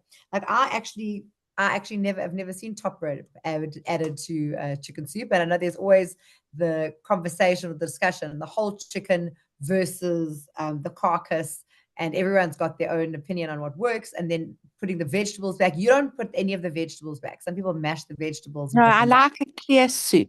And having said that, I was really a bit slapdash about taking the fat of the soup because I wanted to get the video done. So really, when you look at the video, take more fat than I actually did off the soup. I could still see there was a bit, but I just wanted to finish it. The other thing that I think I said 4 tablespoons of matzah meal, but there's 14 tablespoons of matzah meal. And then something else I did wrong. Oh, I said a 14-kilogram stock cube, which is just physically not possible. It's a 14-gram stock cube. So, Lauren, one of the questions is, what size eggs do you use? Normally jumbo eggs, but I have taken to buying more of a free-range kind of egg, and those were pretty much large, medium to large, and they work perfectly. So I want to give some variations to people because Joan tells us that she puts in nuts and fried onions. That's a German recipe. So that Jane, sounds delicious. Sounds amazing. Please, can you post in the chat some more information? What nuts do you put them in? Do you grind them? What do you do? How do you fry the onions? If you could put that in the chat, I think that would be absolutely amazing. I think people would love to try that. Dina, I don't know about you. I mentioned earlier, I put in ground almonds, cinnamon, ginger, salt and pepper, Telma chicken soup, and parsley, dried parsley into mine as well. Where I differ to Lauren is I put mine in the fridge overnight, and I then make my balls the next day directly into the soup. And a trick given to me by Jonathan Bear is to use soda water rather than normal water in order to create lighter, more fluffy knedlach. Have you ever done and it also, and I see it in the chat as well, so I just want to bring in that comment. So someone said they use olive oil instead of schmaltz, because I was going to say, what is an alternative to schmaltz? Because not everyone uses schmaltz these days. Definitely olive oil, because schmaltz is essentially a vegetable fat. So olive oil would work perfectly well. Perfect. Donna Howard, on your question is, I'm a traditionalist. My family's tradition, so I've always gone by them. So more of the plain ones. And Nadine wants to know, do you cut up your vegetables? And Lauren, one of the things that I saw you didn't do, you put your vegetables directly into the pot. Dina, I don't know if you remember in one of our earlier webinars when we made vegetable soup, we had someone who said you must fry your vegetables at the bottom of your pot before you start it. Lauren didn't do that. Lauren, do you fry your vegetables or do you just stick them straight in? I just plonk. I plonk them in because I want quick and easy, and I like to cook with fresh stuff, fresh herbs, fresh vegetables, even my meat and my fish during Pesach. I don't really add all those bought sauces. I'm happy just to use olive oil and beautiful lemon juice and fresh herbs from the garden. And having said that, I have got Dolores's sweet chili recipe if you'd like, because that would work beautifully with the brisket. So I can read that to you if you want, or I can just... Well, just email it through to us. We'll include that in our recipes we send out. Jamie says, I ate your veggie chopped liver recipe and my mouth is watering again for this. Oh, this is fantastic. Come home, Jamie. We need you back. Jamie, of course, is your son in Israel who missed all the excitement last night because he went to bed early. Denise Breyer wants to know, which matzah meal do you use? I just happened to use the matzah meal I had in the freezer from last year, which was the Israeli matzah meal. I found that it doesn't make such a huge difference. The only difference it does make is the color. So the imported Manischewitz recusant is much whiter than the Israeli matzah meal, but from a taste point of view, it doesn't make a huge difference. And well, here's the Francis is question: saying- how long? I just wanted Sorry, to ask Peter? you: can you freeze your matzah meal? Because some people put it in the freezer for next year. I put it in wanted the to find freezer. out your view on that. And I keep it there for the solid year, and the date is for the year. And what I found is that actually they make it expire just before Pesach the next year. But I keep it in the freezer and it's absolutely perfect. And Francis is saying that if you use olive oil rather than schmaltz, use the least pungent olive oil. Otherwise, the flavor of the olive oil can affect the flavor of the knedlach. And Tanya's telling us that her grandmother came from the shtetl and they baked knedlach in the oven. Tanya, if you can get us a recipe for that, I think there'll be so many people who would absolutely love to try that. So I would please. kill for that recipe. I would love to know. Tanya, go look through the old books and see what your grandmother taught you. But we'd love to share that recipe with people. And of course, Paula is saying, please, can we email her the recipes? If you've registered for this webinar, we're going to send out all the recipes, and we're going to include a number of the ones from Melissa Mayo. And Lauren, you're going to give us Pesach sweet chili sauce recipe to include as well in the list that we send out. This recipe, I mean, the sweet chili is fabulous. It's Dolores's recipe. My kids put it on everything right the way through Pesach, and I think it would work beautifully with the brisket instead of the Nando's sweet chili. And Jamie wants to know if you can make his knedlach in an air fryer. I also want. I've actually got no idea. Can you? We're going to find out. And Yael says, how much oil do you use instead of schmaltz? I would do exactly the same quantity. Yeah, How there was a amazing lot of schmaltz you put in. I put in, how much did I put in? 4 tablespoons. Four tablespoons of schmaltz. I would still do the 4 tablespoons of olive oil, but maybe I would weigh it on a scale just to double check the actual weight of the olive oil versus the schmaltz. What do you think? Well, if you can also, you don't have to use olive oil. You can use normal Pesach oil, sunflower oil as well, if you want something that's not as flavorful too. But Lauren, let's check that up. And when we send out your recipes tomorrow, let's include something from that in it. I'll do that. Thank you for having me. And Desiree, just before you go, says that her late Boba baked the knedlach as well. You take the boiled balls, you put a little schmaltz over them, and you bake till crispy, and it's absolutely delicious. I'm so doing that. See, we've totally taken what we called was the traditional and turned it upside down. And I love the fact that Ray says she keeps her in the freezer for 2 years, her matzah meal, it never goes off. And you know, Ray, even if it did go off, it would taste exactly the same as well. Exactly. Yeah. Lauren, thanks so much. Thank you for joining us. Thank you. Happy Pesach, everyone. Bye-bye. Yeah, bye. Goodbye. Thank you so much. And now moving to abroad but local with Miriam. Miriam, can you turn on your camera? So Howard, Miriam is actually the only official, I think, Sephardi chef that we have tonight. Right, okay. Why I cannot go on video? Miriam, give me 1 second. I may have turned your video off. So yes. let me just find you. And you should have got a message that asks you to start the video. Yeah. Okay. Welcome back. Yes, so Miriam, you the authentic Sephardi Moroccan Israeli chef. So Yeah. we love having that diversity, and we're so excited to have you. And we're happy you're on local shores. Thank you. So Miriam, tell us something. Where did you learn to cook? So where were you actually born? I was born in Israel, and I learned to cook obviously from home, from my mother.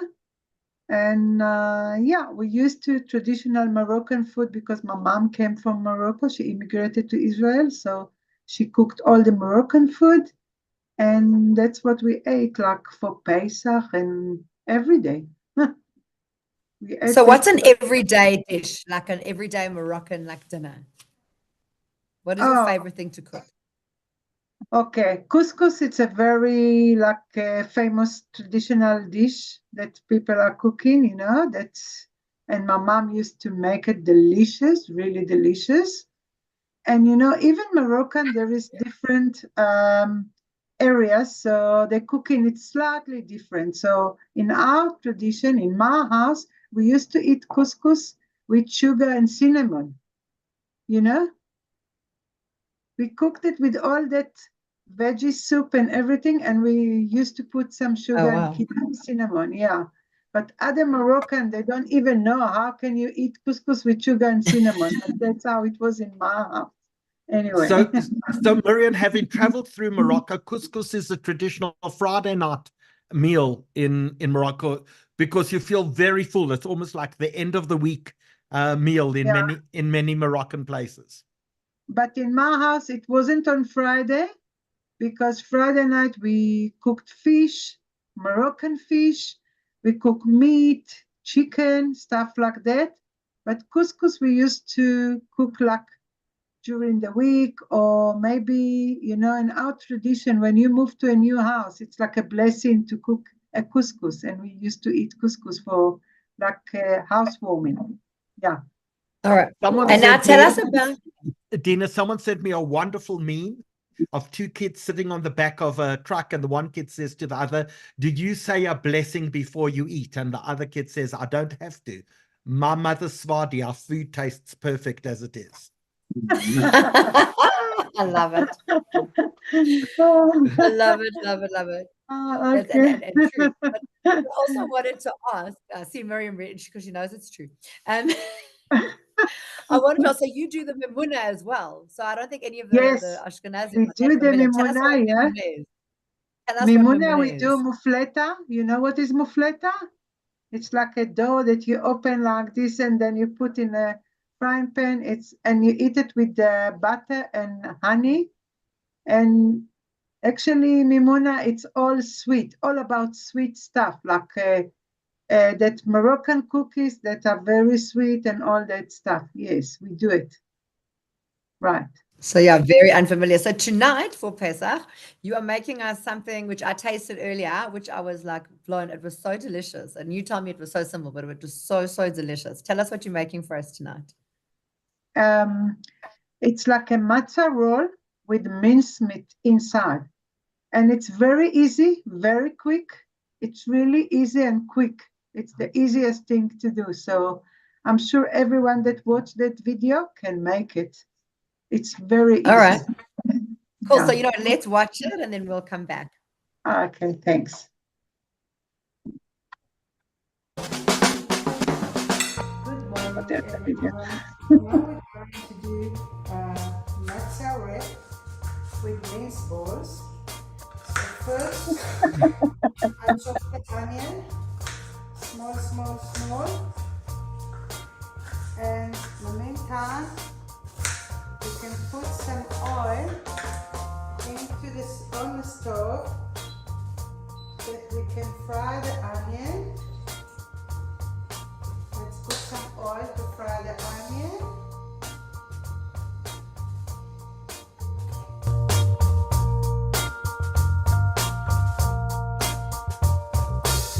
And this is like Moroccan tradition for Pesach. It's traditional dish that we make for Pesach. Okay, I fried the onion. As you see, it's lots of onion. But after I fried it, it won't be that much.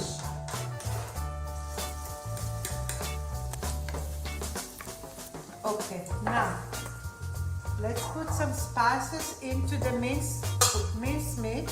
Can you show the mincemeat here? I took one pack of about 400 grams, and I'm going to put here, I don't know how it calls in English, but it's called baharat in Hebrew. So please translate from Google, I don't know. It's come from Israel, little bit. And I'll do like this. I need to do it with a spoon, and they will know how much. But anyway, and this is English paper. I'm putting a little bit of English paper because it's quite strong, this one. Then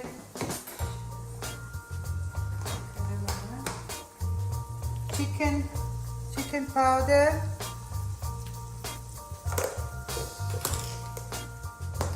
Little bit of salt.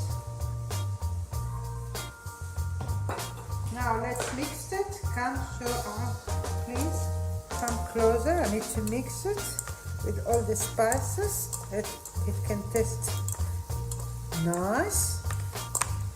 Okay. Sorry, I have to use my hand because that's the only way that you can mix it nicely. Then this one. We'll do like this. Still need to fry.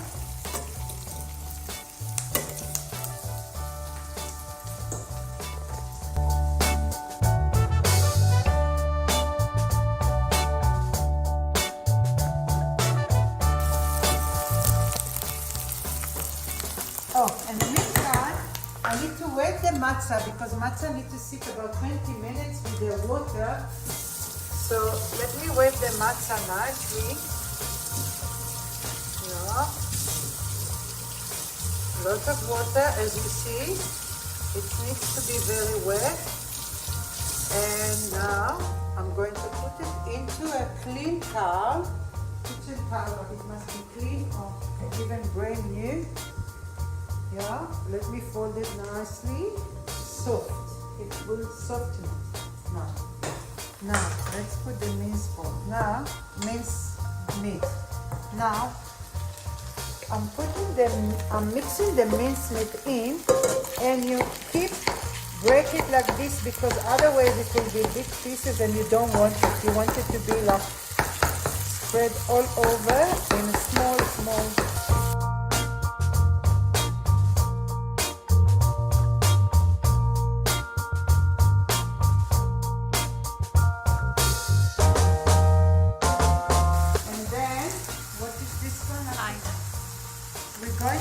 Some pine nuts. Yeah, little bit of pine nuts. Show them. It's like a full spoon of pine nuts. That's more or less the amount that you have to mix with.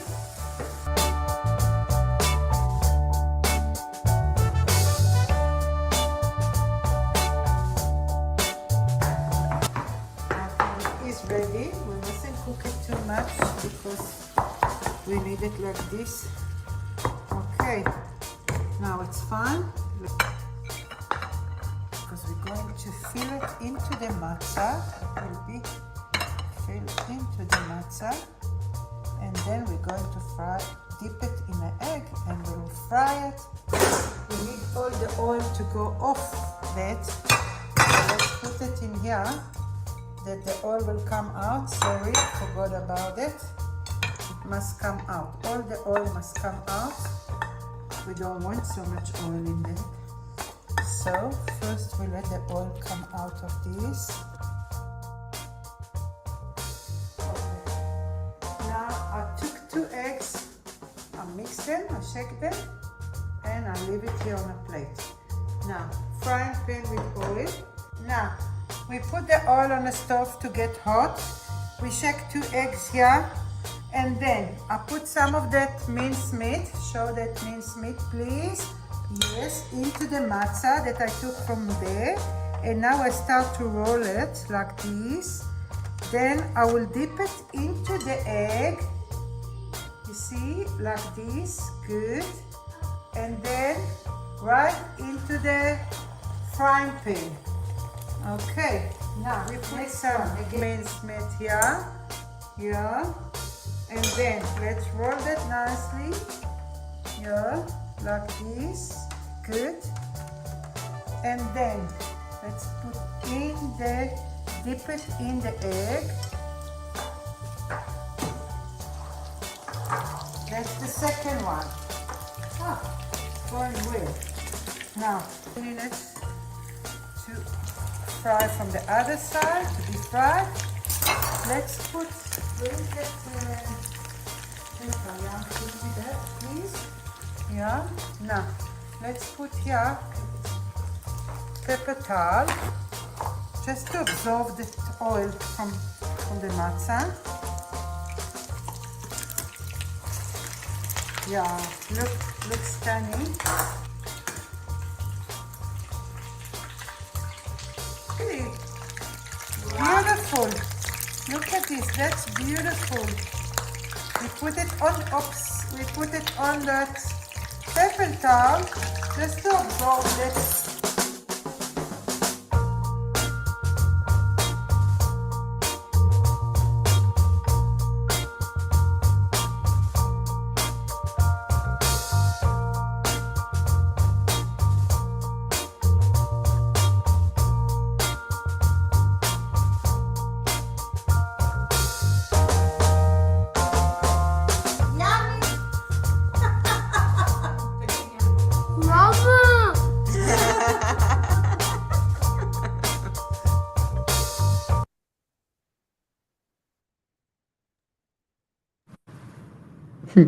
Well, you can see your grandson certainly enjoyed them, and I can tell you for a fact, delicious. And and you make it look so simple, but it was unbelievable. But it is very simple to make, as you see. It's very easy. I mean, it's so quick and easy. Miriam, one of the key things is a spice that you said was called barat. Yes, barat. So let's just tell everyone what barat is, because you can make it yourself. So inside barat is black pepper, cardamom, cloves, cumin, nutmeg, coriander, and paprika. I'll read that again, but we'll include it in the recipe that we send out. There's black pepper, cardamom, cloves, cumin, nutmeg, coriander, and paprika. And you can go and buy it at Woolworths. Woolworths do stock it. But Dina, I don't know about you. In October, Woolworths decided to not carry their one product that they had from Israel, which was pearl couscous from Israel, under pressure from the BDS movement. I have not walked into a Woolworths store since October last year. It's been over 6 months that I haven't shopped at Woolworths. And I don't have any intention of shopping at Woolworths until they return their one Israeli product back into the store. I personally don't support stores that support the boycott of Israel. So I will not be going to buy my barat from Woolworths. I'll be making it myself, and I'll put the ingredients into the chat. And it's black pepper, cardamom, cloves, cumin, nutmeg, coriander, and paprika. I'll put that into the chat so everyone can go buy that themselves or make that themselves. Or even better yet, you can go get your own in Israel. Exactly. I'll bring you something. Absolutely. And now someone's asked, can you freeze these? Sorry, if you can freeze it. Frozen these, yeah. I haven't tried to freeze it, but I'm sure you can. Yes, but then, yeah, after you take it out, you have to warm it in the oven that it will come crispy again. Otherwise, like in a microwave, you won't have that crisp on matzah, you know? So, absolutely. And Susan wants to know, can you bake them rather than fry them? I don't know, because no, you have to stick them with that egg, you know. When I top it with the egg, it's like keep it stick together. Now, if you bake them, what's going to stick them? I don't know. And then also, and then the air fryer. Maybe if you can try it, yeah, maybe, I don't know. But you have to put that side that you fold at the bottom, that it won't open while you fry them. Just put it in a tray in the oven. I'm sure it will be fine. Yeah, I'm sure. Yeah, I'm sure she can. And now there's also a question. See, the air fryer is very popular. Someone I asks know. if you can fry them in an air fryer. Yes, you can. Yes.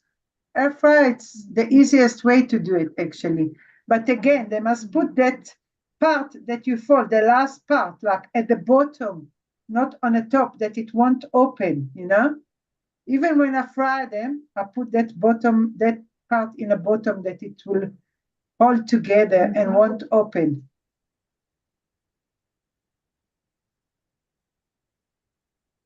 Okay, so let's just see. Yeah, so how they put in the ingredients for right. Where do you get your spices in Israel? Oh, well, there is a spice shop, a special spices shop in Israel, but it's everywhere. Even in the supermarket, you can buy it.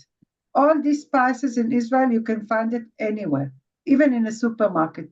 But I go to a spice shop that they are specialized in spices, and then I get it like fresh and it's nicely done. The one in the tins, they're not, you know, they're not as good as they're not as fresh as the ones you buy from the special shop for spices. And a huge thank you to Judith, who's in fact given us a recipe: 2 teaspoons of coriander seeds, 1 tablespoon of cumin seeds, 1 tablespoon of white cloves, 1 tablespoon of black peppercorns, half a stick of cinnamon, some cardamom pods, a good grating of nutmeg, and 2 tablespoons of paprika not smoked. And you ground that all together, and that will give you your barat spice. Oh, wow. Okay. Fantastic. Okay. Miriam, Yeah. that looks absolutely delicious. I'll be right over after the show. Please keep me some. Okay, I will definitely. Yes. Yes, actually, we do have. Yeah. Fantastic. Thank you so much for joining us this evening. Thank you for having me. Thanks, everyone. And have a good and happy Pesach. Chag kosher Pesach to you and to the entire family, and so happy that you're all joining together in South Africa. Yes, thank you very much. Thank you. Thanks a lot. Thank you. Bye. So Bye-bye. it looks like Dina has frozen a little bit. Dina, are you back with us? If not, let me just quickly get Dina's running order and we will continue immediately with the show, because if you haven't had a chance yet to make a donation to the Jewish Report, we want to give you one last chance to make a donation to the Jewish Report and to join the Jewish Report family. And of course, if you do tonight, you'll be able to win a whole bunch of prizes, including an amazing air fryer, toaster machines, Eiger air fryer, Eiger toasting machines, a whole bunch of wine as well. So if you'd still like to make a donation to the Jewish Report and you haven't yet done so, we're going to put up our poll one last time to allow you to make a donation, and to thank everyone, all of our professional staff for putting the newspaper together, the webinars together, for putting all of this together. So Dylan, if I can ask you to please put up the poll to allow people to make a donation. And for those people who are watching us tonight on YouTube and on Zoom, if I'm sure there's a link that you've posted there as well to allow people to make a donation to the Jewish Report as well. So please, this is your chance. If you haven't made a donation and you'd very much like to, this is your opportunity if you can afford to be able to do it. And with that, while people make a donation, we'd love to welcome our next guest, who's Juliet Sack. So Juliet, if we can ask you, your camera is back on. Welcome back with us. Hi, looking forward to this. So you've never been on one of our cooking shows before. What do we have in store? Well, I'm doing an unusual dish. As I said to you, I love cooking all the traditional food, but this is something a little bit different for people that want a Passover with a difference. My dish is a sweet and sour marinated salmon with horseradish sauce. and anybody's free to ask me about substitutes for anything.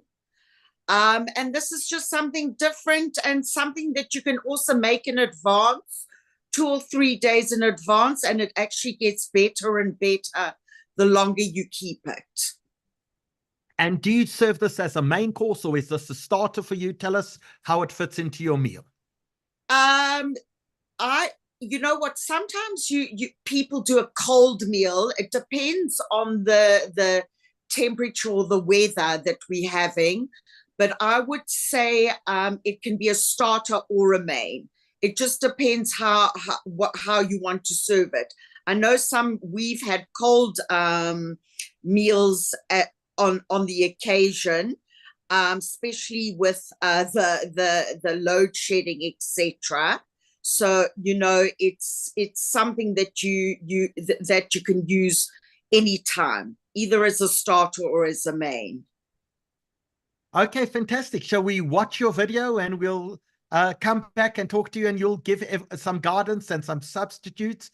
And also maybe there's some vegans who are watching us this evening. I saw there were some people looking for vegan version of culinary, but maybe if the sauce is interesting, maybe we can put it over something else as well. So let's watch your video.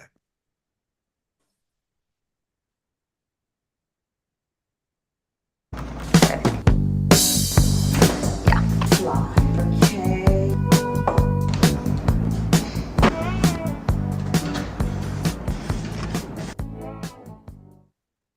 Hi, welcome to my kitchen. This is where all the amazing cooking takes place.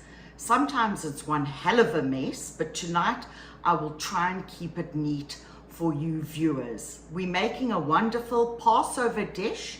It's a little bit different. It's a salmon dish. It's sweet and sour marinated salmon with a horseradish sauce. Feel free to use salmon trout also, which is not as costly as Norwegian salmon. Right, we're going to start with the sweet and sour mixture first. You need a medium-sized pot and sliced red onions. We're now going to put the pot on the stove, and we're going to add our oil and slightly sweat the onions till a little bit soft. Heat 3 tablespoons of oil in a medium pot and put your onions in. Make sure the pot is not too hot so that you don't burn the onions. The onions must sweat nicely. Once they have sweated for approximately 5 minutes, that is when you're going to add your raisins. Our pan is heating at the moment, our non-stick pan. We're going to get ready to cook our salmon. First, before we do that, I'm just going to add the raisins to the onion mixture and carry on sweating the onions.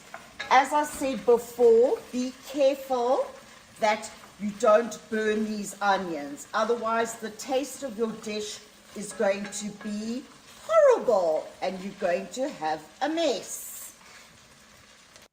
Next step is to fry the salmon. Please, if you can, use a non-stick frying pan. Always best for fish. Otherwise, you get that sticky residue and it's difficult to turn. So I'm going to now work on my salmon. For the salmon, we're going to use matzah meal for a crust. Obviously, because this is a Seder, you're going to use matzah meal or potato starch or mix both. Or if you want just matzah meal. So we're now going to coat the salmon in the matzah meal, ready to fry it. With our non-stick frying pan, heat the pan till hot and then add your oil, ready to fry your salmon. Great, let's start now with breading our salmon in the matzah meal mixture. Here we are breading our matzah meal mixture. Please remember to add seasoning, because seasoning is what makes all dishes delectable. Never be shy with salt or pepper.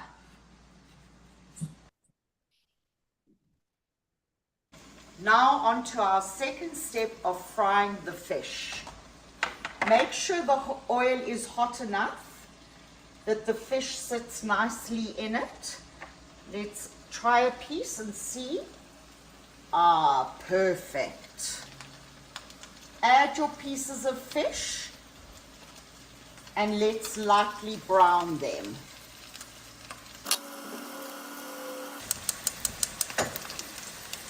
Watch the fish while it's cooking so that it does not burn. Let's have a look and have a slight peek.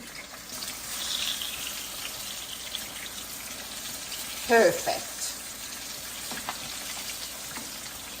Make sure that your oil is fairly hot so that it sears the outside of the fish nicely. Remove the browned fish from the pan, making sure that it's not overcooked. Drain the fish on paper towel. As you can see, it's nicely browned. You want some browned bits to give it a bit of crunch. While our fish has been cooking, we've had the onions sweating with the raisins. It's time now to add the rest of the ingredients. Bay leaves, add the black peppercorns, add the sugar, add the water. Here is our sweet and sour mixture with the sugar in, black peppercorns and bay leaves and water. Now let's add our vinegars and wine. We're going to add 1 cup of dry white wine. Here I've got my 1 cup balsamic ready to go in. I know it seems like a huge amount of balsamic, but that's what adds the zing to our sweet and sour salmon. Now the wonderful thing about this dish is that it can be made 2 days before and it gets better with time. Last but not least, I'm going to add my white wine vinegar and we're going to bring this to the boil. Here is our mixture with all the ingredients in it. Cook it on a medium heat till slightly reduced and check the flavor after 5 minutes. Here we have our salmon fully cooked. Make sure that it's nice and browned and not too raw in the middle. Leave it on, depending on the size of the steaks, for 4 to 5 minutes or 2 to 3, depending, as I said, on the thickness. As we wait now for our sweet and sour mixture, we place this on the side. Our sweet and sour sauce is bubbling away here, as you can see. Let's just get it to reduce slightly and get a good flavor in it. Now I'm going to test for seasoning. Here we go for a test of seasoning. This is how you make your food very good. Okay, great. The flavor is amazing, but it is missing something, and the missing ingredient is salt and black pepper. Salt, a big amount. Add your black pepper. After tasting and adding my salt and pepper, I'm now going to give a slight second taste to see if the seasoning is correct. I think it needs more salt. You all going to kill me and tell me that I'm a very unhealthy person, but unfortunately I love salt. And in my opinion, to balance this dish, you need a little bit of salt with the sweet and sour. Horseradish sauce, as you can see, this is white, not pink. When you can't find what you need, you just make a plan. So my plan is using white horseradish. You could add a little bit of beetroot to it to make it pink. So we add our horseradish into the bowl. Add the horseradish and the sour cream to taste to your liking. Our sweet and sour mixture is ready, perfectly seasoned as it should be. Please pour over the fish. And as I said, the nice thing about this particular dish, the longer it stands, the better it tastes.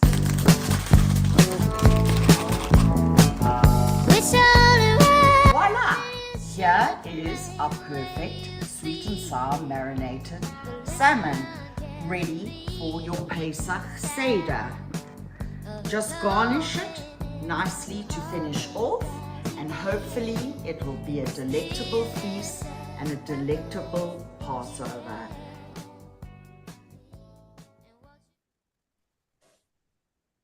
Howard, I don't know about you, but my mouth is watering. Even though I do think, Juliet, that is a lot of salt. I do agree. I just love salt. I think, you know what, when you go out and eat, or I could be rude and say go to other people's homes, often there's no salt in the food. And if you are making food, don't forget about seasoning, because that is sort of, you know, what is going to bring all the flavor into the food. You always see on MasterChef at the end of the meal, they say, you know what, the reason you failed is there wasn't enough seasoning in your food. Absolutely. Now tell me, so the difference between, because I know we've actually used to only use salmon, and now we also talk about salmon trout. What is your favorite and what is your preference? Well, definitely Norwegian salmon. We actually only get fresh Norwegian here. About 15 years ago, we used to get magnificent Scottish, but not anymore. It's too expensive. And also with this dish, you could use king clip. It's got to be a firm fish. Otherwise, when you fry it and let it stand, it's going to fall to pieces. So it's got to be a firm fish. But salmon trout is fine. I think it's called salmon trout. I'm not 100%. So Juliet, you had thick pieces of salmon. Salmon trout is usually, well, salmon trout's neither salmon nor trout, but it's usually very thin. Yes, you've got to look for the center piece. So not the end pieces. So you don't want the tail section. It's got to be the centerpiece. And you've also got to look at your fish before you buy it and ask the fishmonger, or when you look at it at the shop, that it is a thick enough piece. My salmon. Yeah, sorry. Susan is asking, was that salmon that you used that looked like whitefish, the salmon that they get in North America is pink? No, it was definitely pink. No, it was pink. It was just bad coloring. I don't know. Sorry, it was definitely good Norwegian salmon. And we've got some vegans watching us. So let us say they don't want to use fish, and I presume you can do something similar for chicken as well, similar sort of sauce. But what can we substitute in? Could we do eggplant or butternut or pumpkin as a base for something in that sauce as well? Or tofu. Yes, and I think butternut might break up, but eggplant is wonderful and firm, and it'll lend itself to pickling. You probably could use carrots that you boil or steam a little bit beforehand so that they are slightly cooked, and then they can marinate. This particular dish is served at room temperature. So, I mean, you could have sweet and sour vegetables to start for the vegetarians. But I mean, then as I say that, there's also magnificent chopped liver that's for vegetarian people, where you use mushrooms and nuts. So Ross is asking, did you put cream and horseradish into the onions? No. What did you put? Just remind us what you put into the onions. The horseradish sauce is separate. As I said, you can just serve, well, you haven't seen the recipe yet, but you can serve the fish just with simple plain grain, or you can make the horseradish sauce with a bit of sour cream, depending on what your meal is for the evening. milk or meat or whatever to suit you. And of course, you can make horseradish sauce with mayonnaise and grain as well. Exactly. And maybe to throw in a little bit of dill with that would be extra delicious with the salmon. So you know, you can play around. Melissa is saying that for vegetables, you could use carrots, peppers, onions, cucumbers, and cauliflower. And Judith Katsu said she would love a recipe for vegetarian chopped liver. Juliet, are you willing to include, when we send out the recipes, your recipe for vegetarian chopped liver, please? Yes, vegetarian chopped liver is magnificent. And the mushrooms that you use is what gives it the amazing flavor. And the mushrooms actually taste like liver, which is quite unbelievable. And you use nuts as well. Yeah, and you use walnuts. I can't remember. It's onions, mushrooms, nuts, herbs, and spices, and then you chop it up like chopped liver, and it's a wonderful dish. But you'll give us that recipe because there are a lot of people who don't eat liver because it's very high in cholesterol. So if there's a substitute that people can use, I think they'd absolutely love that. No, it's wonderful. Sorry? You always get more than you bargain for on our webinars. Yes, an extra recipe. I'll send through an extra recipe of vegetarian chopped liver. Amazing. Well, Juliet, well done. And thank you so much. And we wish you the best of luck with your cooking school and your whole new venture. It's very, very exciting times. Thank you. And everybody have a wonderful Passover. Thanks, Juliet. Thanks so much. Denise, you said anyone has advice for making your own, it would be fresher. It's grain. It's grain. Maybe I can lean on my father's watching to give us a recipe for his grain. Dina, I know our parents compete on who makes the better and stronger grain. Absolutely. It's actually a very, very tough competition every single year. And neither of them ever actually concede. So that's kind of the ongoing Dad, I'm sure you're watching. I need your grain recipe, please. And my dad too. So yes, you have to it's all about the root. It's actually all about what you get. Then you actually mince it. And then it is making the beetroot. So the more you cry, the happier they are.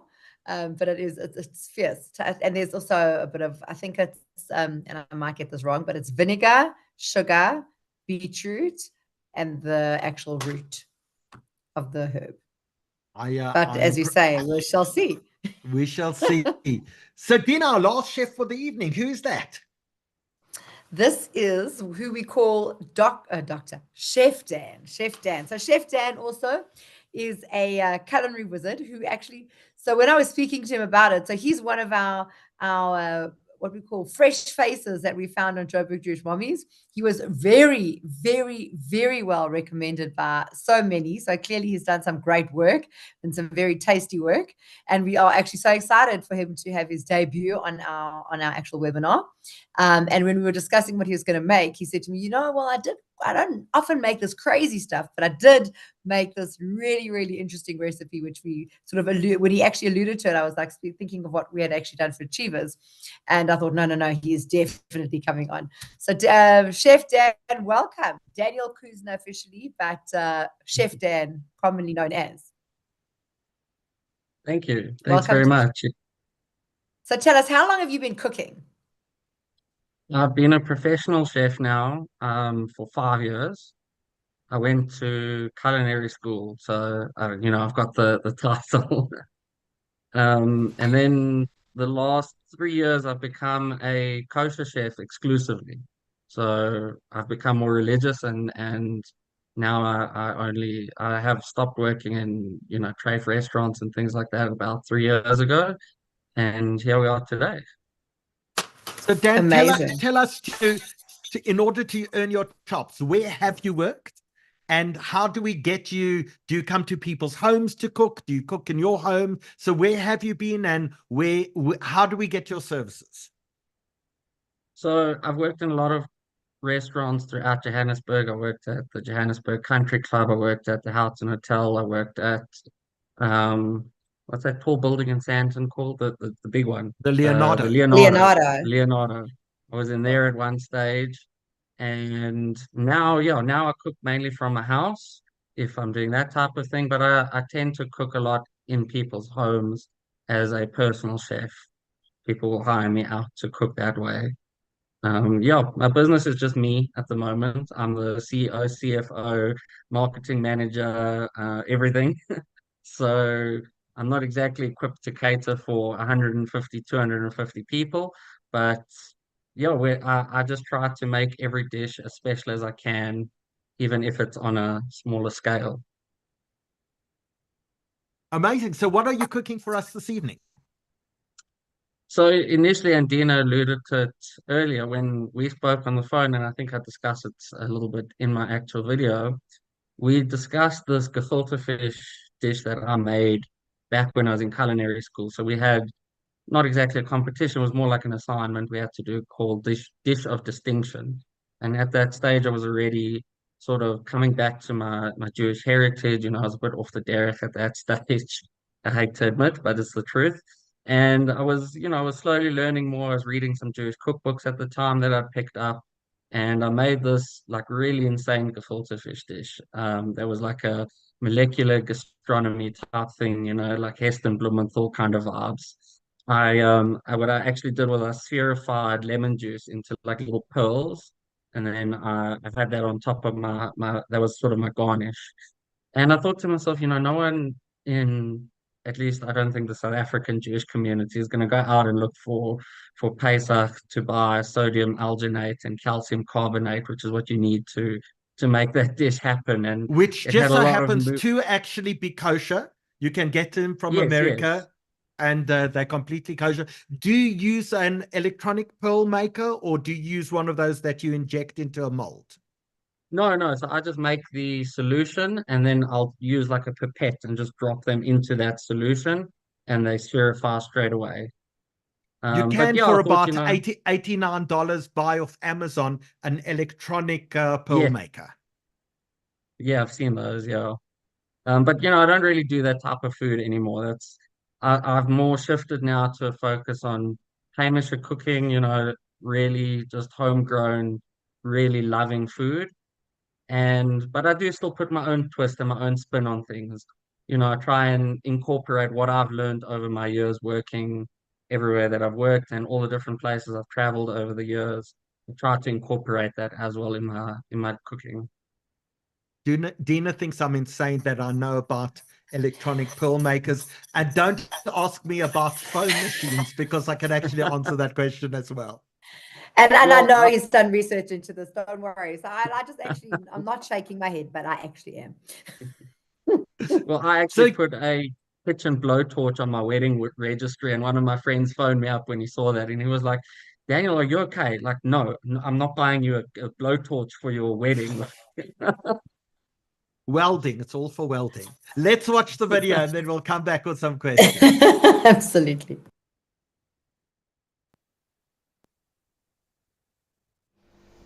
Hello everybody. Hope you're doing well. My name is Chef Dan, if you've never met me.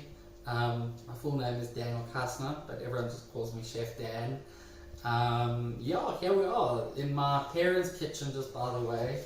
My kitchen's not this busy, but my kitchen's also like 1 iota of the size. So we decided it would be better to film this here.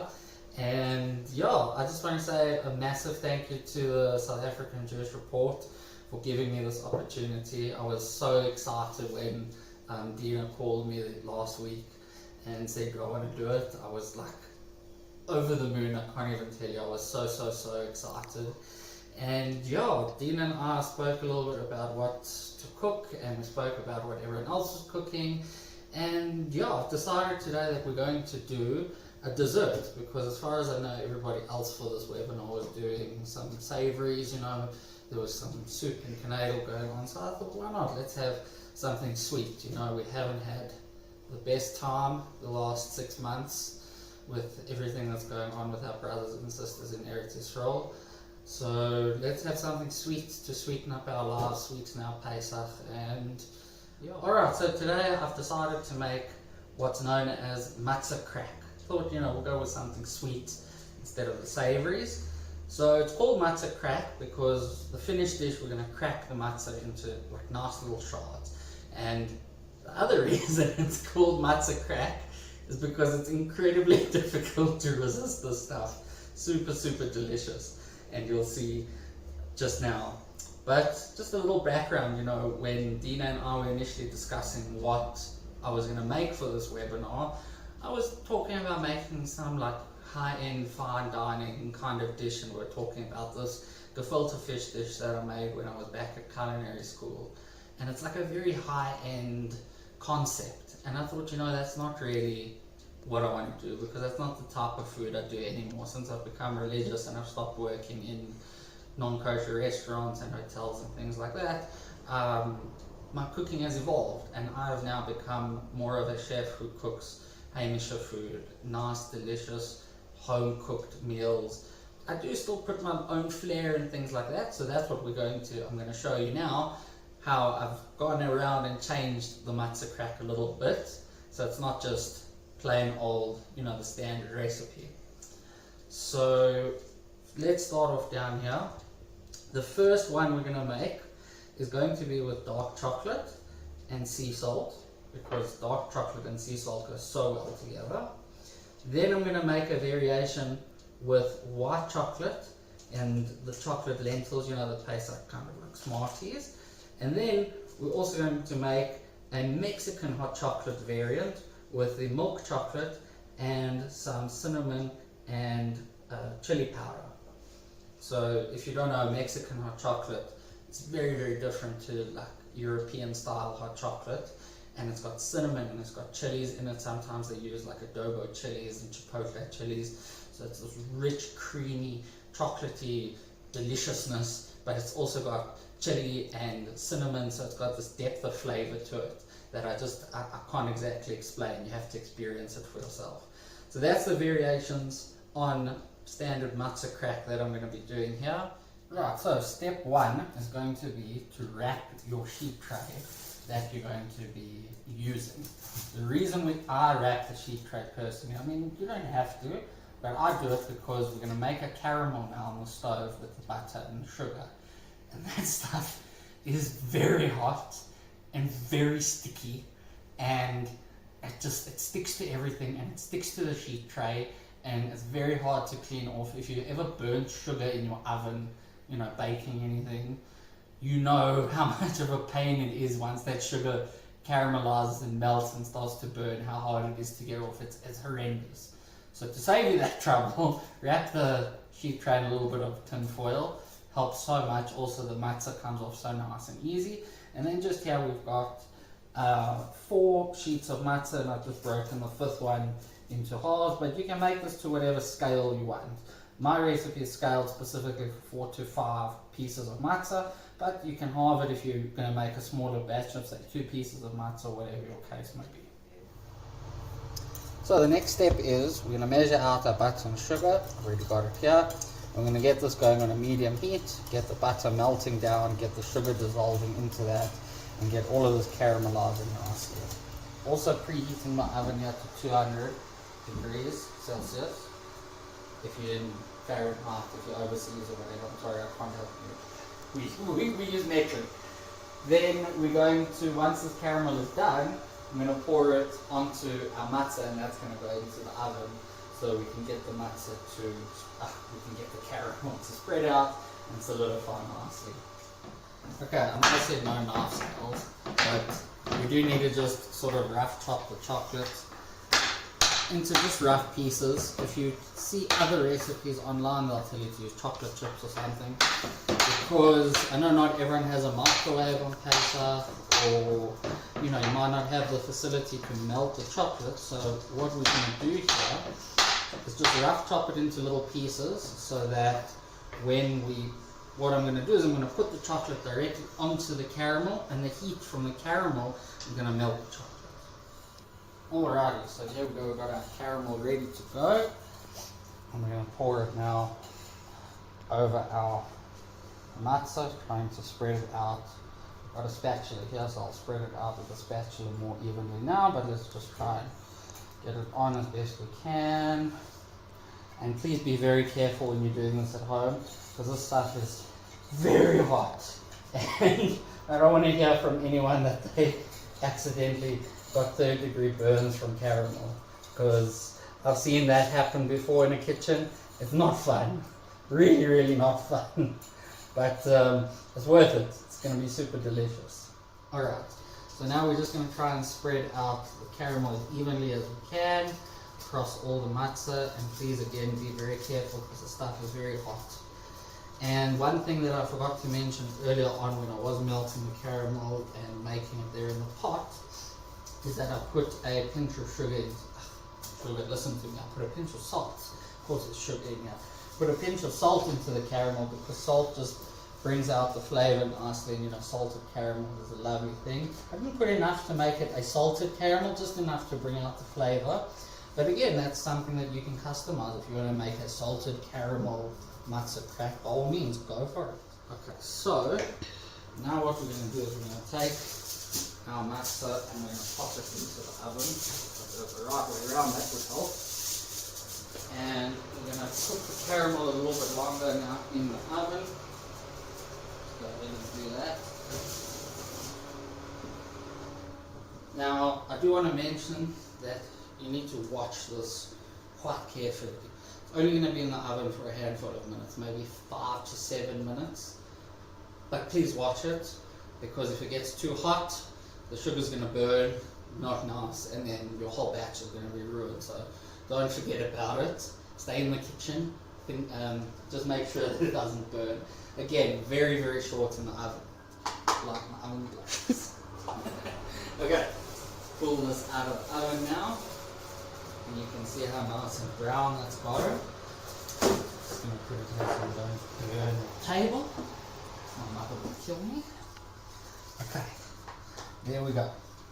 Now what we're going to do, without burning the oven gloves, I'm going to go ahead with my dark chocolate, and I'm going to put this dark chocolate on here.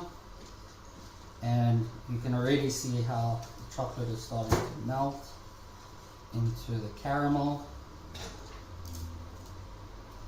And I'm only doing 1/3 of my tray here, so this is about, I think this was about half a bar of chocolate, because I'm doing 3 variations. That's variation number 1. Variation number 2 is the light chocolate. And I'm just going to add some of the cinnamon and chili powder into here and mix it around so it's nice and coated. So that is our Mexican hot chocolate matzah crack. Oh, this smells amazing. I wish smell-o-vision was a thing and you could smell my kitchen right now, because this is delicious. Oh, amazing. And just a little bit of chocolate. There we go. And then last of all, you can just wipe my hands, because I don't want the white chocolate now to get all cinnamony and stuff. Here is our white chocolate, and that's our last variation over here.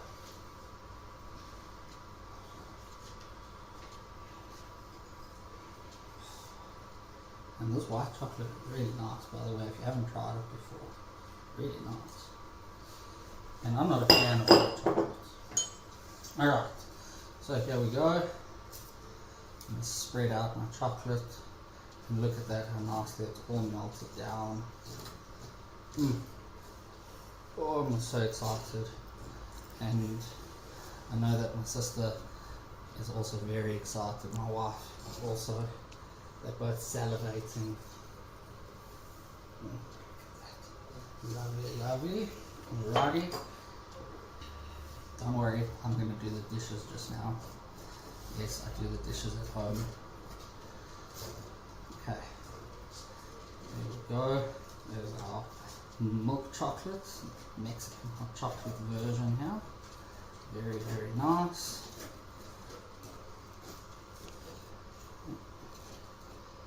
Yeah, there we go, there we go. And you can see now, I'm sure, why I used the tin foil, because some of the caramel's fallen through the crack there, and that caramel is going to be a nightmare to clean up later. So Yeah, probably a good idea, hey? Cool. There's our milk chocolate. And then last but not least, our white chocolate.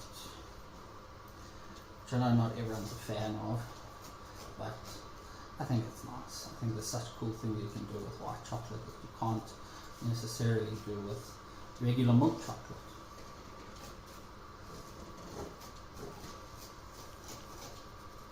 Alrighty. So excited. I haven't made this stuff since Pesach last year. So I'm very, very excited.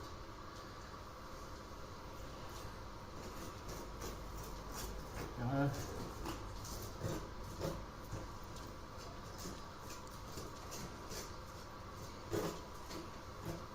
And now we're going to put our toppings. Just going to fix that up a little bit. Cool, now let's put our toppings. So the dark chocolate is going to get some molten flaky sea salt, my favorite salt. And if you never had salt and chocolate together, or dark chocolate specifically, you're missing out. So just a little bit of flaky sea salt on the top there of our chocolate. The Mexican hot chocolate, I'm not putting anything because that's already got the cinnamon and chili powder in it. And then our white chocolate is going to get some of these beautiful lentils, not the kind you put in your soup, the kind that is the kosher for Pesach Smartie equivalent, essentially speaking. And there we have it. Matzah crack, 3 ways. And by the power of movie magic, it is the next day. And I just left this out at room temperature, just lightly covered for the chocolate and everything to cool down and dry. If you've got space in your fridge, pop it in your fridge and let it cool down there. And I do recommend keeping it in the fridge thereafter. But yeah, let's we can now go ahead and crack this up. And it doesn't have to be perfect. You can do all different size pieces, small, big. And just this is, wow, I'm so excited.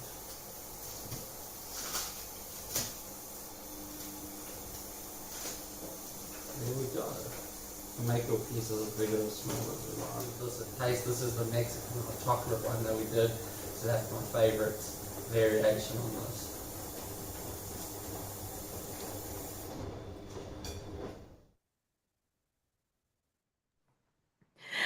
Oh, love that, Chef Dan. And I love the word you use, smell-o-vision. I think, is that your invention? I don't think I've ever heard that before. Dan, I just loved the look on the face when you tasted your own food. That was just absolutely priceless. Thank you. Exactly. Thank A chef has to love their own food. But I actually love that. So Dan, there were a few questions. The first question was, should you put spray and cook on the foil before you put your matzah in, or is that not necessary?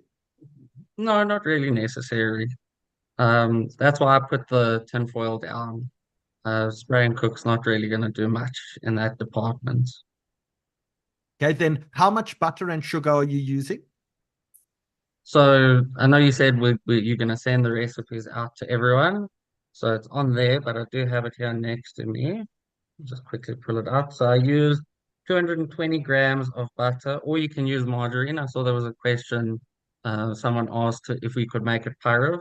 I just struggled to find the kosher for Pesach margarine. I just couldn't find it.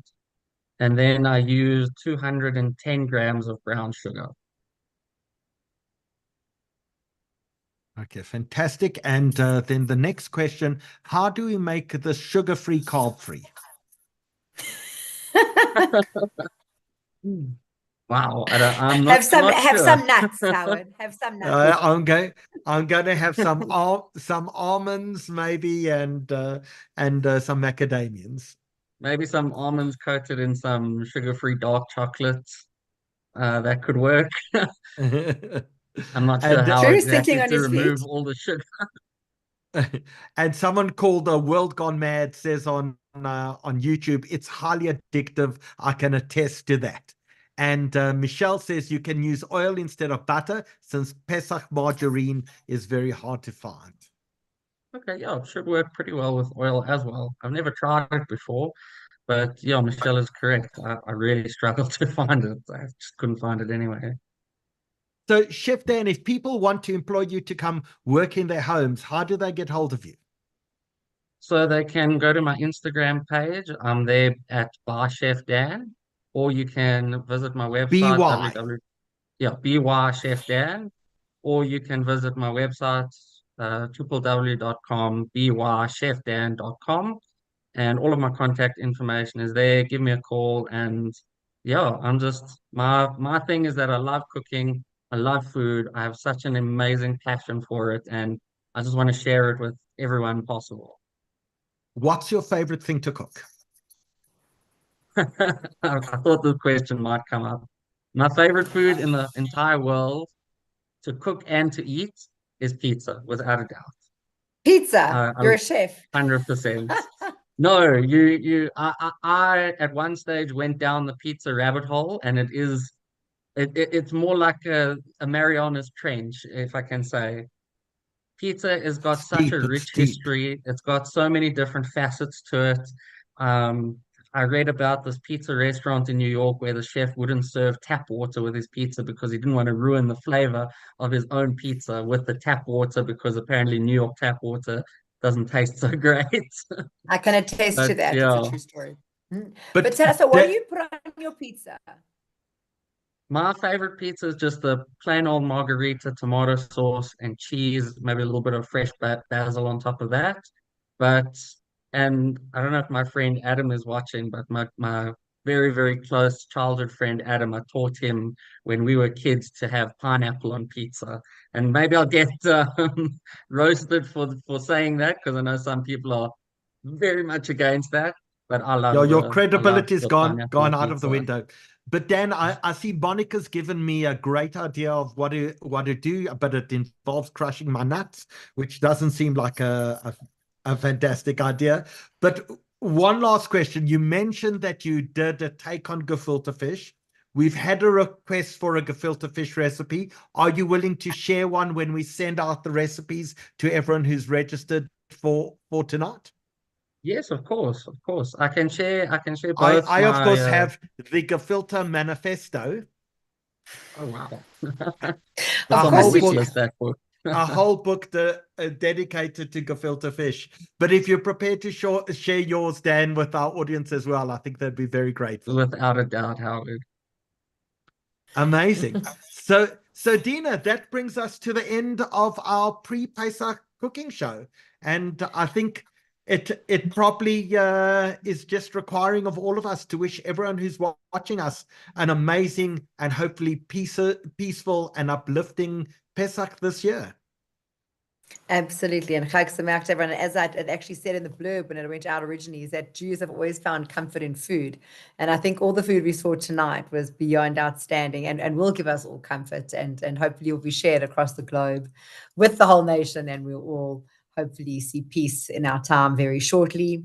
And and freedom. This is the festival of freedom. And freedom. Can I unmute myself briefly?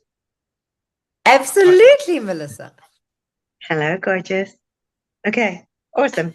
So I just wanted to give you a little flick around, if I can figure out how to do this on Zoom, flick the camera around. So these are the roasted veggies that came out that are like the Italian style. You see, they're just like brown and caramelized and golden. So that could go down with couscous or anything, or quinoa. And these are going in 1 layer thick. Again, what I was trying to explain to you, 1 layer thick. And then I started a stock here. But the most important thing I wanted to say before I jump off is 8 years ago, I wrote this cookbook. My first cookbook. It was a Passover cookbook before my mother passed, and it had most of her amazing recipes in it. And I've gifted this book over the last 8 years many times. So if you guys head to my website, and when you find my Passover cookbook, you put in the code Mashiach now, you can have the entire book for free. So Melissa, we're going to Amazing. include that when we send it out, the code to get the entire cookbook for free to anyone who's registered for tonight. We'll put that out as well. Now, Shem, bless you. And I think one of you need to run for president. And that's my last bit. Chag Sameach, everyone. We'll see you on the 5th of May, where we've got an amazing webinar with Gershon Baskin, the guy who started the negotiations for Gilad Shaalit's release. We're going to be talking about his story. We're going to talk about hostage negotiations, and we're going to be talking about whether there are any regrets, because one of the people who was released with Gilad Shalit was Yahya Sinwar, who's been the person responsible for the Al-Aqsa flood attack invasion of Israel that left 1,200 people dead in its wake and 253 people hostages.